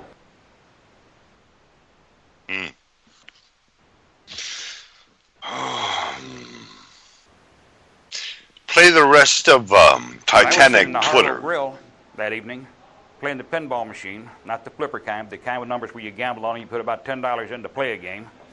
And Charles Nicoletti walked in, a man that I did a lot of work with, a man that I respected. And he walked in the back room where I was at, says, "Jimmy, let's go." I said, "I'll be with you in a minute." He reached over and tilted the machine and said, "Let's go now." My reply was, "Yes, sir, Mr. Nicoletti." I knew he wasn't in no mood to wait and hang around. He said, "I want to talk to you." I went out, I got in his car, and we went for a ride. And we made it a basic habit not to sit around restaurants, talk, reels, discuss anything like that, because when other people hearing. And we went for a ride, and he told me, he says, "We're going to do a friend of yours." And I said, "Jesus, what the hell did he do now?" But I thought this was referring to one of my friends in town there. He had been robbing the pinball machines and the cigarette machines, and he had a $1,000 a day heroin habit. And he was an all-out-and-out junkie, and, you know, they'd beat him up several times and everything else and threatened him, but so far they'd never went as far as to kill him. Chuck laughed at me, and he says, "No," he says, "not him." He says, "I'm talking about President Kennedy, JFK." And I looked at him, and I said, "What?" He says, "JFK." He says, "Your buddy." I said, "Well, he just busting, you know, giving me a hard time when he knew JFK. He knew how much I disliked the man." I looked at him and I laughed. I said, "Okay, fine with me. You get in arguments there." And at this point, I still kind of thought, you know, he was just joking with me. But then he got real serious about it. And then we started talking, and he told me, he says, "What I'm going to want you to do," he said, "I'm going to look around." He says, "We'll search the area around the town here." He says, "You know everything pretty good," he says, "and see where we're going to do it at, what kind of weapons we're going to need, and other things like that." He's a liar. He mentioned he said he was going to bring Johnny Roselli in on it. Liar. Fine with me, and I don't care who we work with. You know, I like Johnny. I had no problems with him. And originally we'd planned to do it in the Chicago area, but certain people didn't like that idea. So then we put it off, and this is like 6 months. Why are you saying he's a liar? I can tell. How can you tell? Have you been taught how to tell lying? No, I can just look at him. Like I told you, look in the eyes. I know, don't but got listen good to me. eyes. The FBI has been doing this, and the CIA and the DEA have been doing this. And when somebody lies, they look up and to the right, up here. No, he's a liar. Liar. Period. Well, you can't just say that. You can't just convince. Well, I'm sorry. That's what I believe. Curtis Green, black bug trout. He's a liar. Sorry. But okay, then why? Okay, I'm sorry. I understand, but let me that. just ask you a question. Why would he lie? I don't know. But he's lying. But I'm sorry. That's what I believe. But continue. It's interesting. No, it's okay. I don't want to. If you're going to be upset about it, I don't want to upset. No, I'm not. I'm not upset. I'm not upset. He's just a liar. He's lying through his teeth. No, he's not. Hey, Debbie. Yes, RD. Don't be mad at me. I'm not mad. Y'all stop saying I'm mad. I'm cold. What is it, RD? Everybody. We're gonna make her mad. No, you're not. I'm sorry. I'm trying to hear what RD's saying. What are you saying, RD, sweetie? Oh, I was just noticing the account name for the video you just played and the one before. It's a Dutch guy. Oh, and, wow. I would subscribe to that channel because he has like 125 videos. Most of them are JFK related. Are they really? Yeah, some people have dedicated their lives to this. Their entire lives. I've never heard this name, but I just Googled his name and looked up what he's doing now. And he gets into a lot of cases, also here in Holland. Some woman that was murdered and raped, and this case has always been a bit dodgy. And I'm not really. I haven't seen everything yet, but it looks like he's investigating a lot of interesting cases. I noticed right away when it said like presented by Wim Dankbaar. That sounds really Dutch, so I was like, oh, check this out. I'll check him out. Huh, that's I wish I could believe him. I wish I could believe the man, but I can't. I don't really get how you can get into an argument if he's lying at all, because he's passed over 300. No, but regardless of that, I mean, regardless of the details, anybody should realize that the full honest truth never. There was too many people. There was too many people involved. There was too much.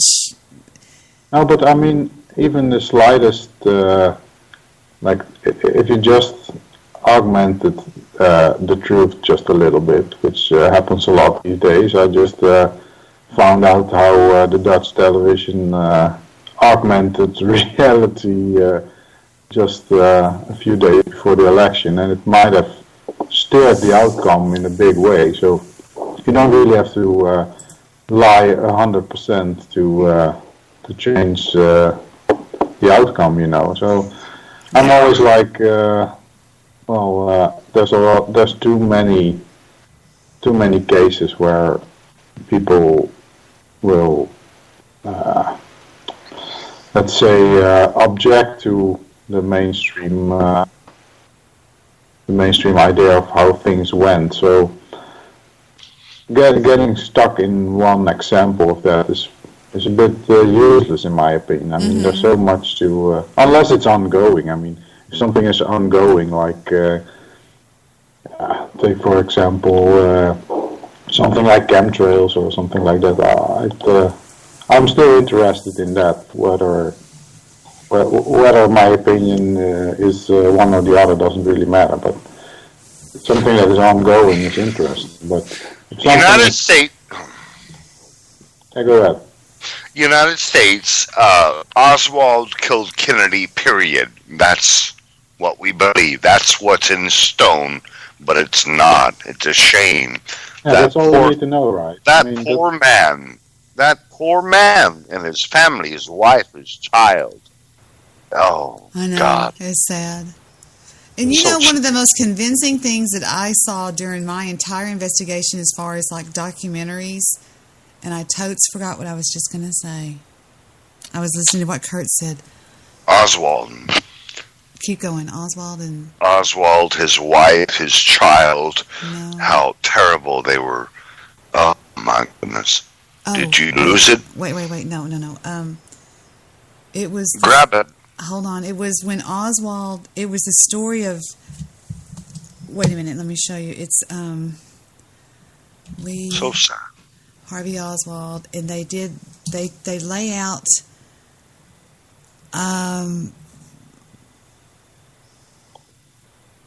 You ought to play the last. You ought to play the last words he said when he said, "I'm a patsy." That's the last words he said.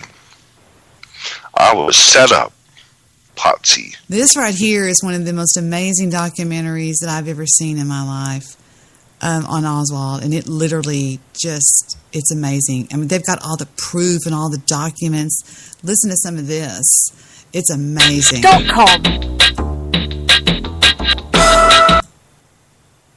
Sir? You're the president? I work in that building. Were you in the building at the time? Naturally, if I work in that building, yes, sir. Back up, man. Come on, man. President? No, they're taking me in because of the fact that I live in the Soviet Union. I'm just a patsy. President? That was when he turned and looked over here, which is where Jack Ruby, he saw Jack Ruby. And they're going to go into that because Jack Ruby was right over here about 20 yards where he looked over. Right when he looked up, he said, "I'm just a patsy," because when he saw Ruby, he thought, "I'm fucked," because he knew that there was something that it was going to go down. Because that black lady saw that chunky man over Tippett. Yeah, sure did.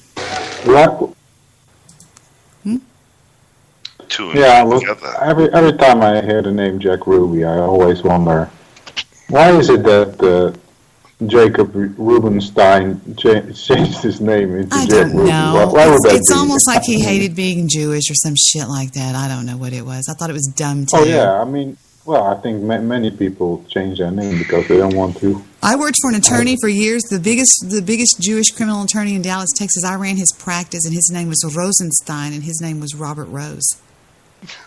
Yeah. Swear to God.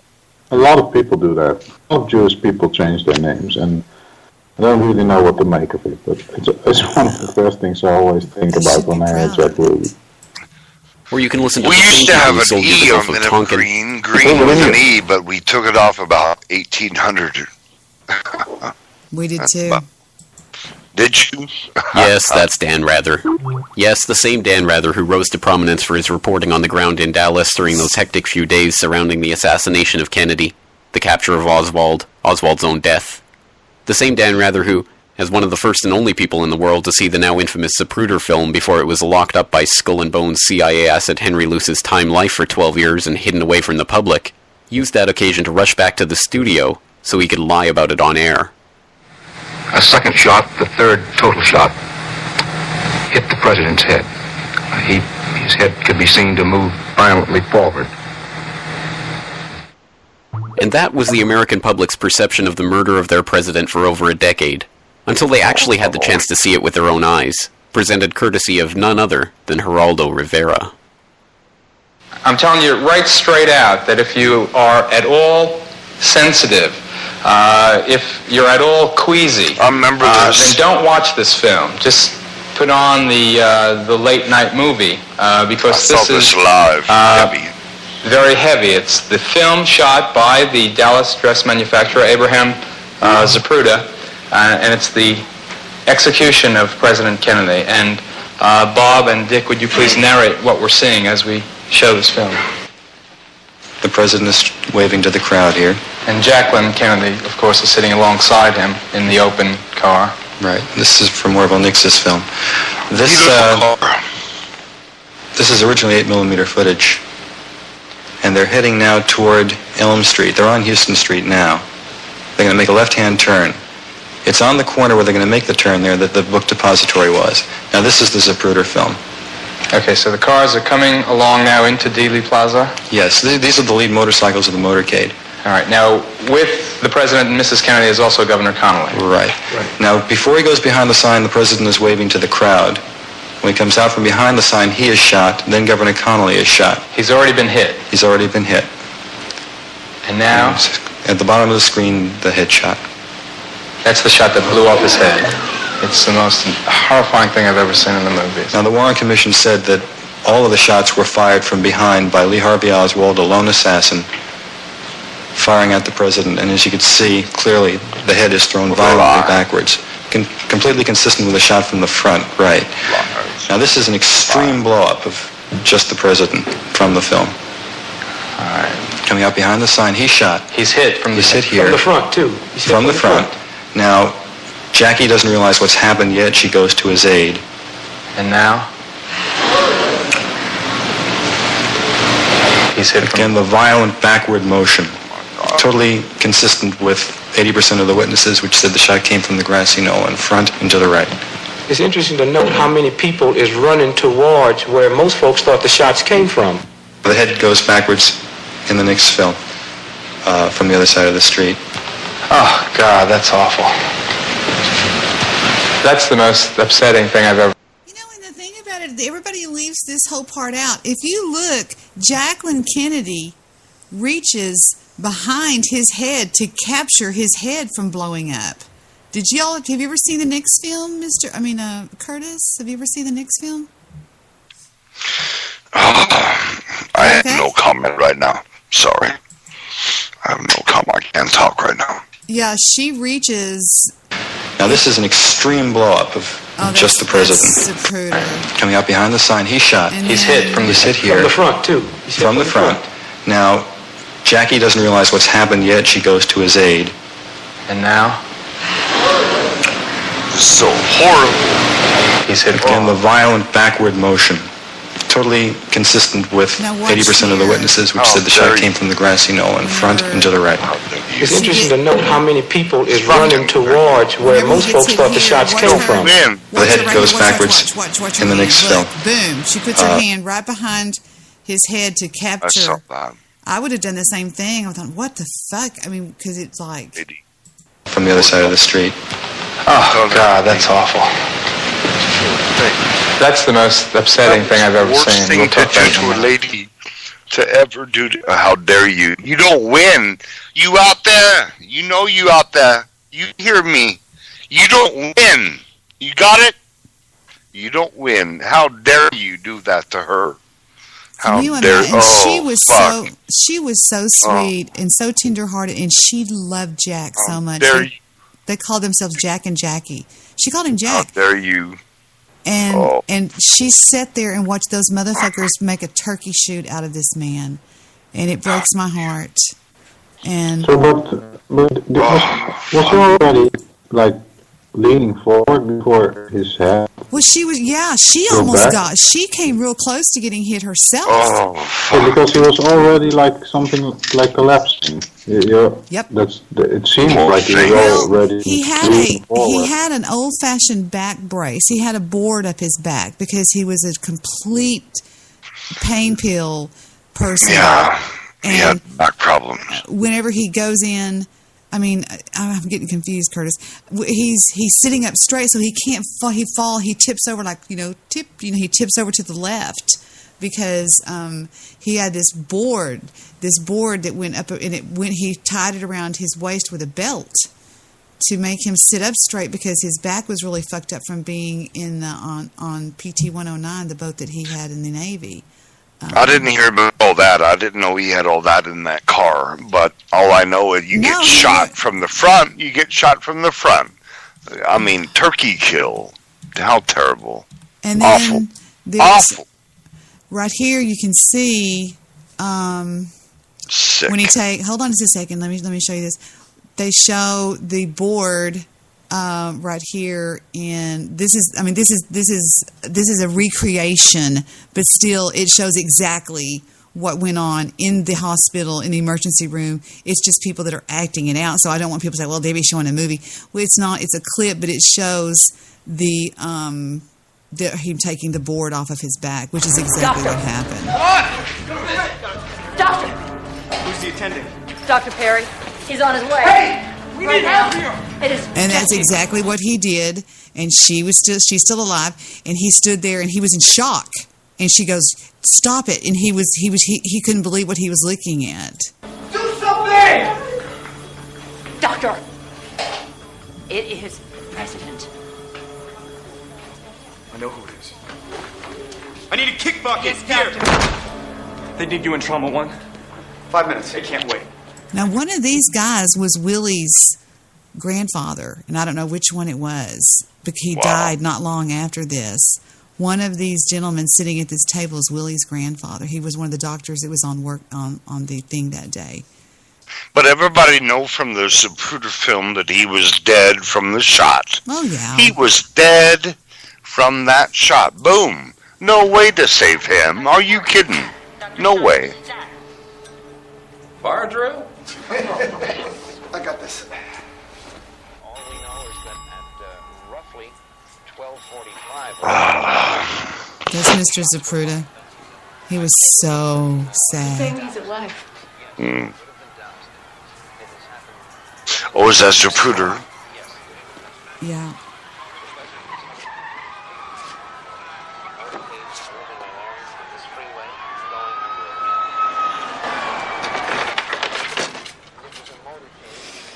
Poor guy. Filmed that.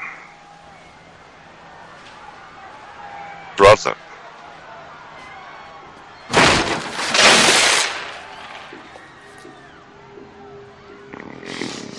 I need pressure right here. Okay?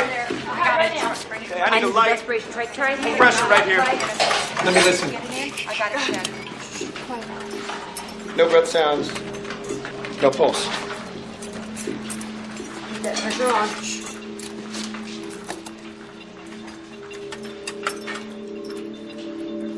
We have a heartbeat. We have a heartbeat. I need his clothes off now. Yes, Dr. Waterman. Get his clothes off. And he's going to do this, so let's get that sleeve up open. Let's get this off. Cut this off here, please. Take your time. Don't cut. Let's get that arm off. Let's get that sleeve up, please. What's his blood type? We need some labs. We need some. Watch your scissors. Go ahead, get those clothes on. No, and it's dropping. Hold that arm up. There we go. Now, wait. We need to leave those on.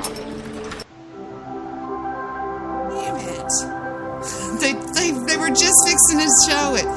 So he takes the body and he goes, "What is this?" And they said, the guy goes, his assistant said it's a back brace that he wears. So what happened in the Zapruder film is you see where he tips over kind of like, he stays in one, his back stays straight and he falls left like that because the brace that he wore helped him, stay, Yeah, but Understand. Mm-hmm. Yes. I just say understand what you're saying. Yeah, it was pretty wild stuff. But that's just a recreation, of course.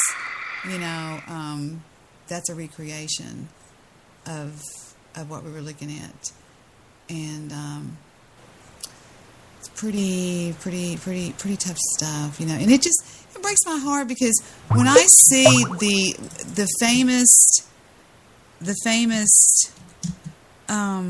speech that killed him, he tells the people right here how he tells us what's going to happen.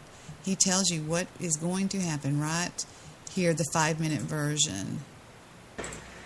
The very word secrecy is repugnant in a free and open society.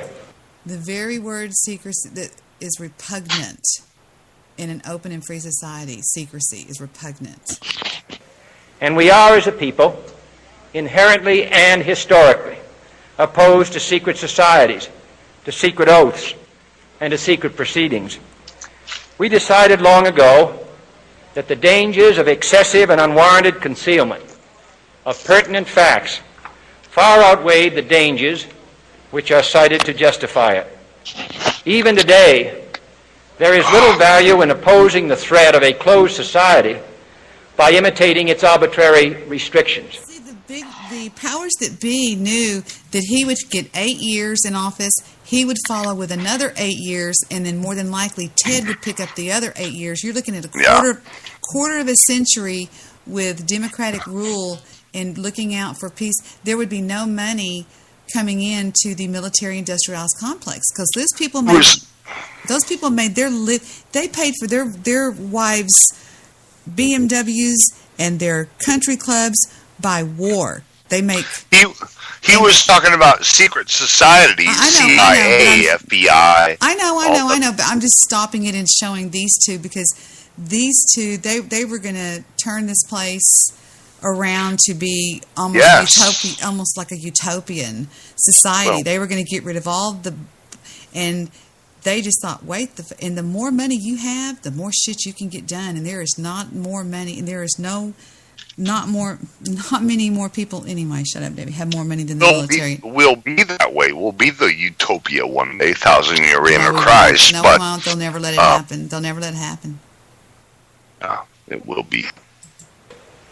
Even today, there is little value in ensuring the survival of our nation if our traditions do not survive with it. And there is very grave danger that an announced need for increased security will be seized upon by those anxious to expand its meaning. I don't want you to listen to this because this is what's going on right now with the NSA. Yes. Listen to me. Yes. And the Muslim. I'm trying to teach y'all something that I don't do this a lot with people. This is a special time here. He's talking about the NSA, the Muslim ban. He's talking about what's going on right now. And if you have to listen real closely to what he says, when he said this, they said, "Fuck it, let's do it," because he was laying out his plans for the next, 8 years. And then Bobby was right behind him. To the very limits of official censorship and concealment. That I do not intend to permit to the extent that it's in my control.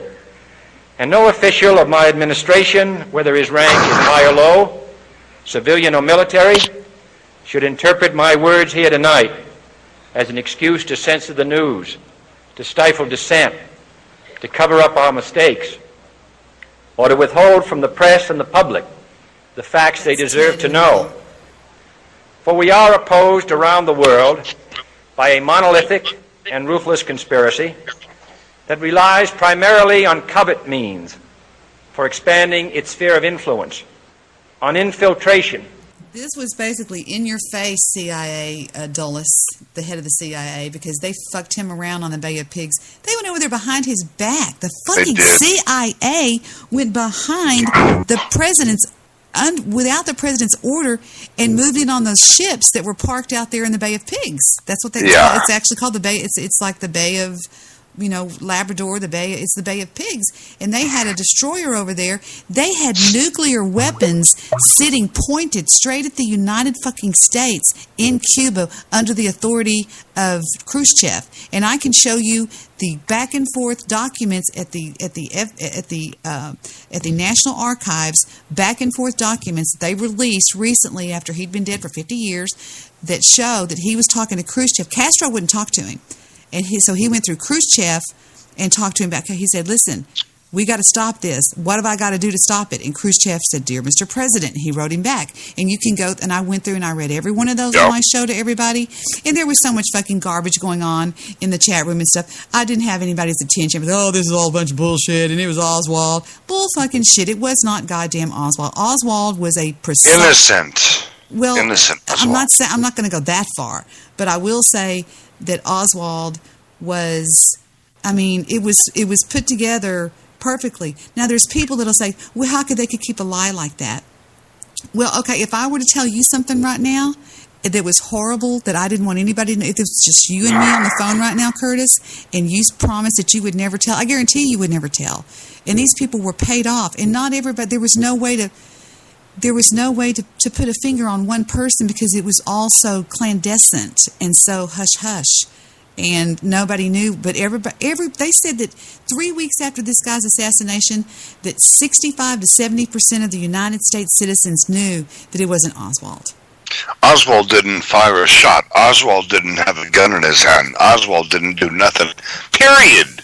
From green black bug trout. I went and put flowers on Oswald's grave. Period. Did you hear what I said? What? I went and put flowers on Oswald's grave. I would. I do almost every single I would, and all my grandparents all around right now. I'm closing my eyes. All my grandparents, green black bug trout, and Oswald there smiling with JFK and Mrs. Kennedy in heaven. I see them now.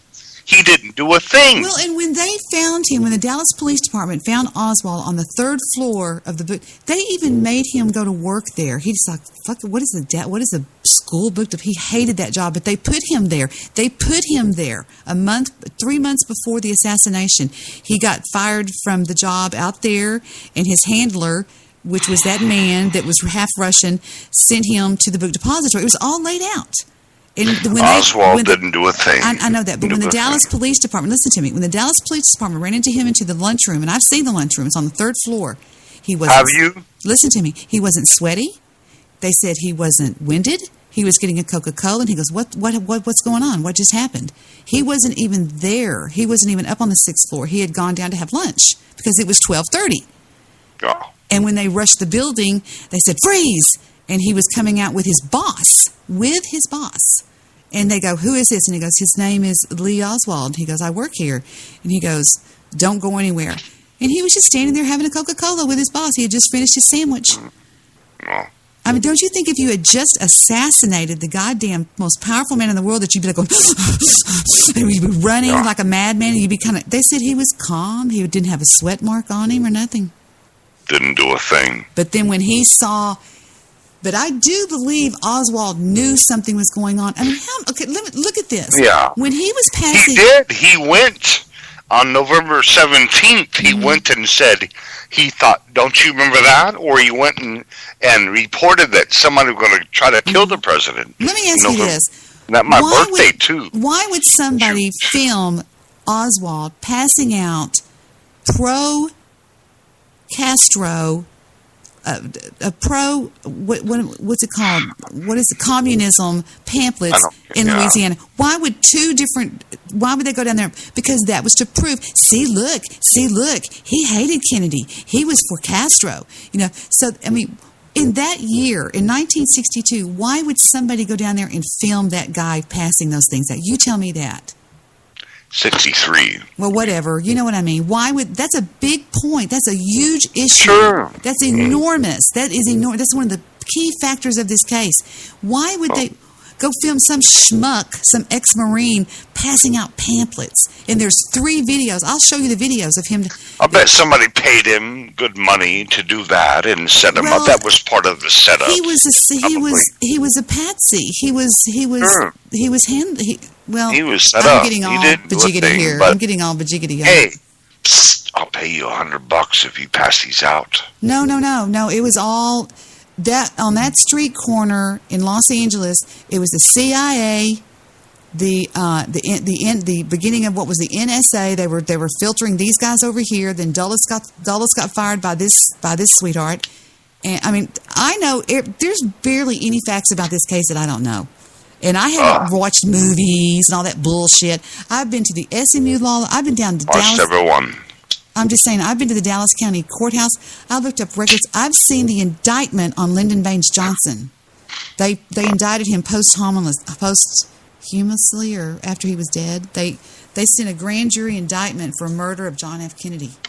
I don't think LBJ had to do with it. I think it was GOP. Bush and Nixon were both there. Yeah, but they're in the elite, so.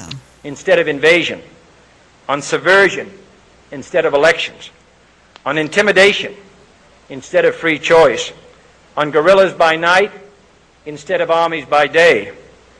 It is a system which has conscripted vast human and material resources into the building of a tightly knit, highly efficient machine that combines military, diplomatic, intelligence, economic, scientific, and political operations.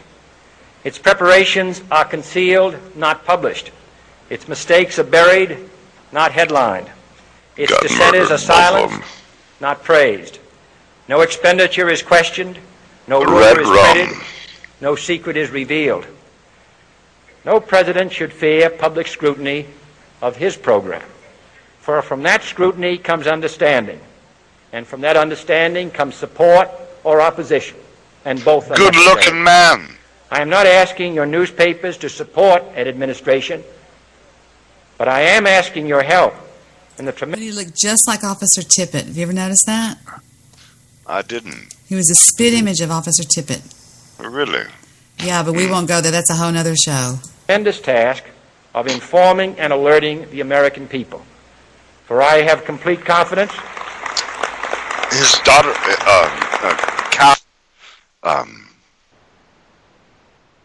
what's her name? Who? Who? Whose daughter? Her daughter. His daughter. Whose daughter? Tippit's? His. This guy's? JFK's? Yes. Her name? Caroline. Caroline looked just like him. Oh, okay.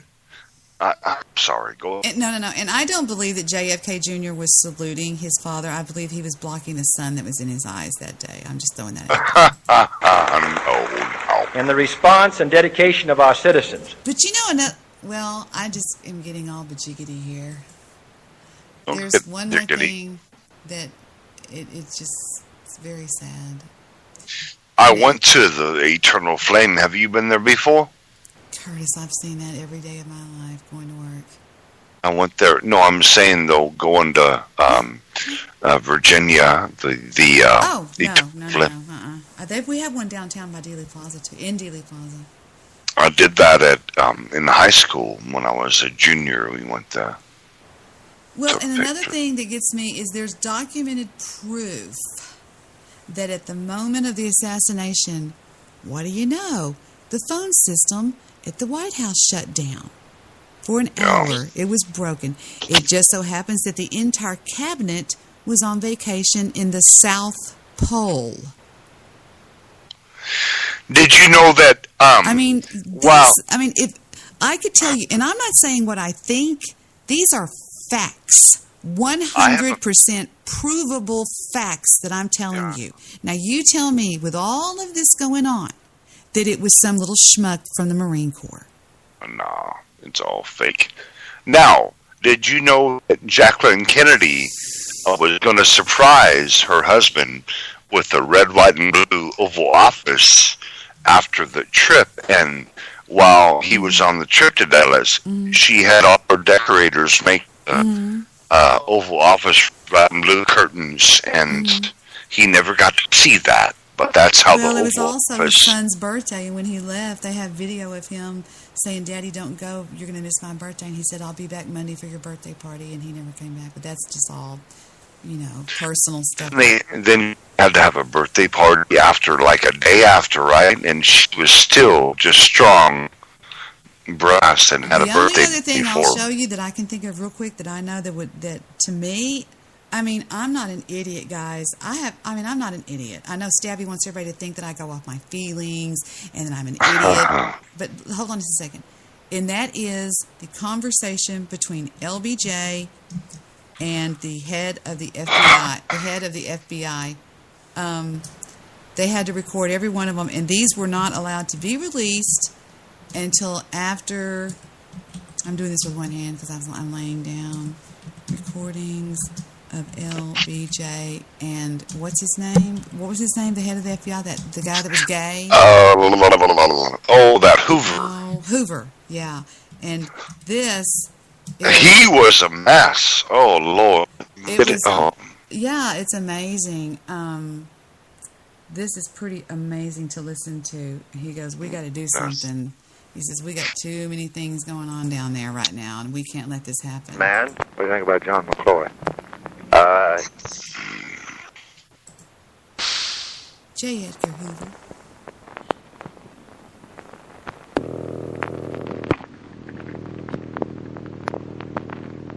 My Lord.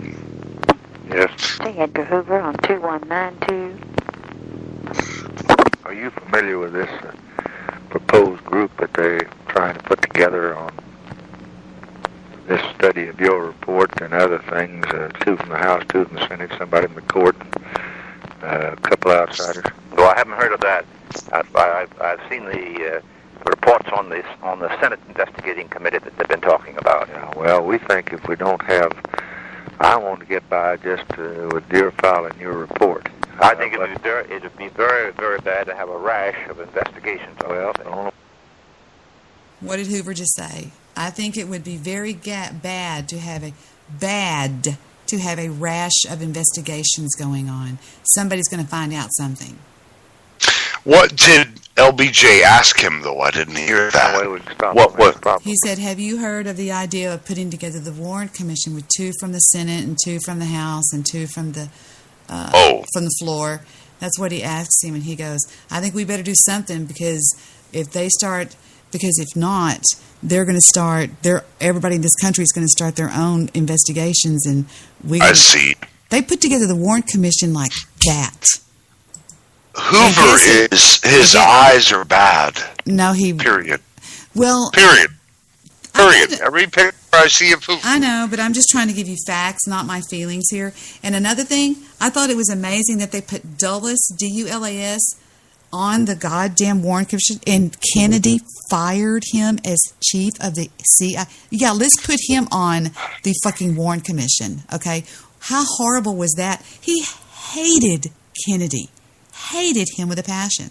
So he's going to be biased. These men are just men. These aren't supermen. These aren't superheroes. These are just men like you are, like you guys are. They have feelings. They have biases. They hate. And just because they're in power doesn't make them a superhero or a good guy. These are men. LBJ killed a mule one time and beat it to death with a bat in front of 6 different men. That's pretty, and he was going, ha. It was really sad. They said, well, I know y'all don't care about that, but these are just men. I didn't hear that. This man was what gay. happened? This man, Hoover was gay, and back then, I know that being gay is fine with me, but I'm just saying, back then, that was seen as very hedonist. I mean, that was very bad behavior, and he lived across the street and down the way from this guy. Anyway, I could go on. I could give a 5-hour dissertation on this bullshit, and I can answer pretty much any question that anybody has about anybody that in anybody's involvement in it, or the truth about it, or the gun, or the weapon, or the evidence, or Ruby, or anybody because I live here and I've done so much. I've done this research since I was in high school. Did you ever see the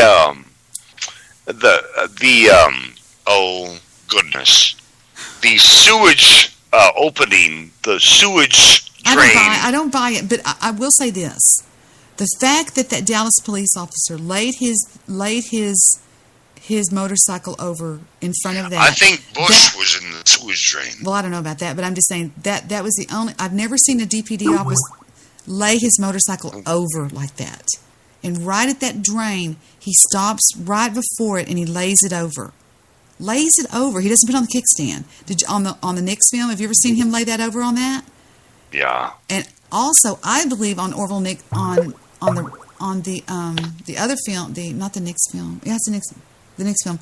I believe you can see Oswald running in desperation to get in the car with his buddy that drove the extended. What's those cars called that were extended for families? They were called not a Volkswagen. The station wagon? Station wagon. A baby blue station wagon. No, it drives by right in front. If you don't believe me, I'll show you the Nix film. But this is really crucial evidence.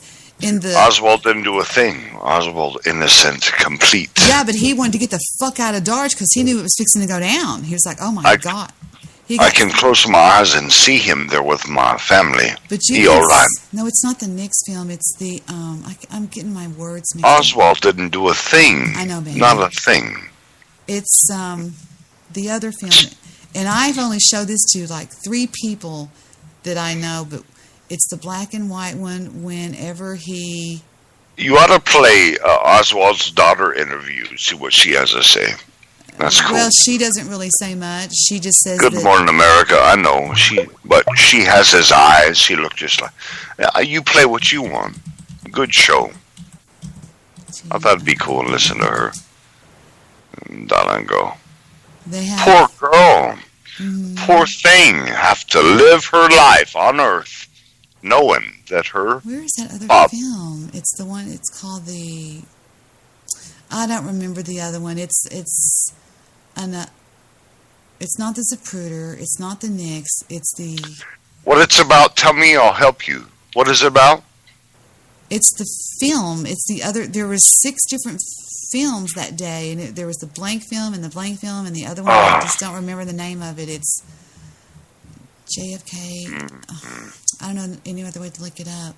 It was the second film that the Warren finished. What does it show that you're wanting to point out? It shows what I believe, and I believe if you'll see it, you'll go, fuck, it's Oswald running from the book depository to get in that baby blue station wagon. Oh, I've never seen that. I don't know. But I can't remember the other name. Oh, I bet it would be under JFK Witness. Oh, my Lord, to see him running. Wow. I just don't think he did anything. I mean that black lady, the Chunkin Man over Tippett, yeah, Chunkin Man. And there was a skinny man. Go on. That's enough for me right there. The Muchmore film. That is enough. No, God damn it. Which one is it? What are the it's not Orville Nix. God damn it. It's the fuck, Debbie. It's Black lady said it all. Chunky Man over his body and reloading. Was there a skinny man too? Yeah, he said, go on, get away. Damn it. That enough. I mean, my Lord, it's right. Did the Warren Commission call you? Nah, nobody called me. Did anybody come to your house? Yes, a man with a gun said don't talk or you'll be hurt. That's enough right there. You know, girl? I don't remember what the name of the goddamn film was. It was called something, the blank film. It's got an O in it, and I can't remember the goddamn name. But it shows what I know. I mean, I've looked at it so many times, and few people I've said, I'm like, oh my God, it's crazy to see. Is this it? No. How could he jump in the station wagon, but he had to run to a because a lot of time had gone by. I mean, it was like 15 minutes or so since the assassination. He had time to. Hey, I'm getting out of here. They didn't hold him. They had no reason to hold him. They didn't know. Right. I don't know but where it is. He ended up in the theater, right? Yeah, because that's which way he was heading Because if So you know, the station wagon dropped him off at the theater or what? No, the station wagon, he wanted to go home, and he went home, and he got the Lee Bowers, and I don't know where it is. Oh, That's right, yes. ridiculous. I don't know where the goddamn other film is. I'm sorry. Never mind. I can't. Why can't Don't I worry find about it. It's called the blank film.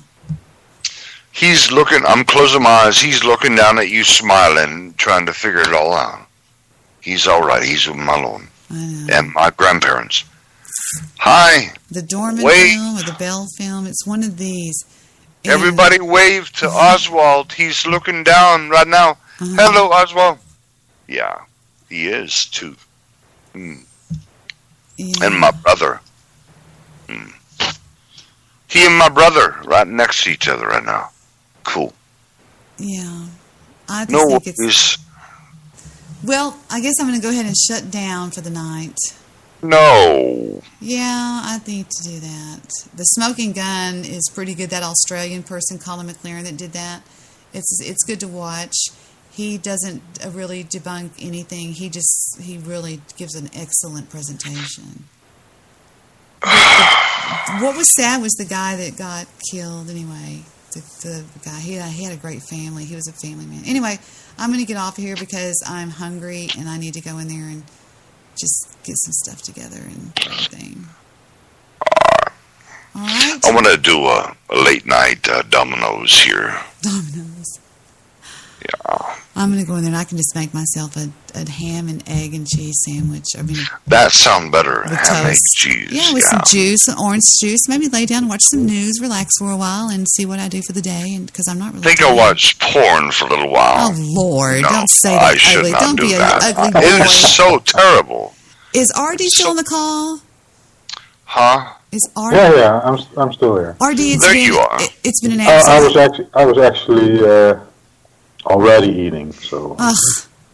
It's been a blessing to have you on the call. I never get you on the call. It's been wonderful to have you on the call. Thank you so much for calling in. And call in more often. And if I do the JFK show, they're wanting me to do one over at Wolfgang? Yes. Yeah.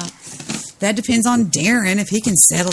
We got to settle Darren down. What the hell's going on with Darren? I know Darren. Now, my brother. You settle it. Tell him to cool it or something. He's gone crazy. Brother in Holland, I'm sorry that the United States is so crazy. We're a bunch of nuts here. I know, I'm Just so jealous. Nuts. We're nuts. I'm sorry. Brother. All right. All right, I'll go. I want to play music now. See you all later. Curtis, you're the brother from another mother, buddy. Yeah, I love you, girl. I just dropped a peanut. Okay. Good night, boys. Good night, See y'all Stabby, later. wherever you are, Hey, sweetheart. Brother Holland, brother. Bye-bye. Peace, bro.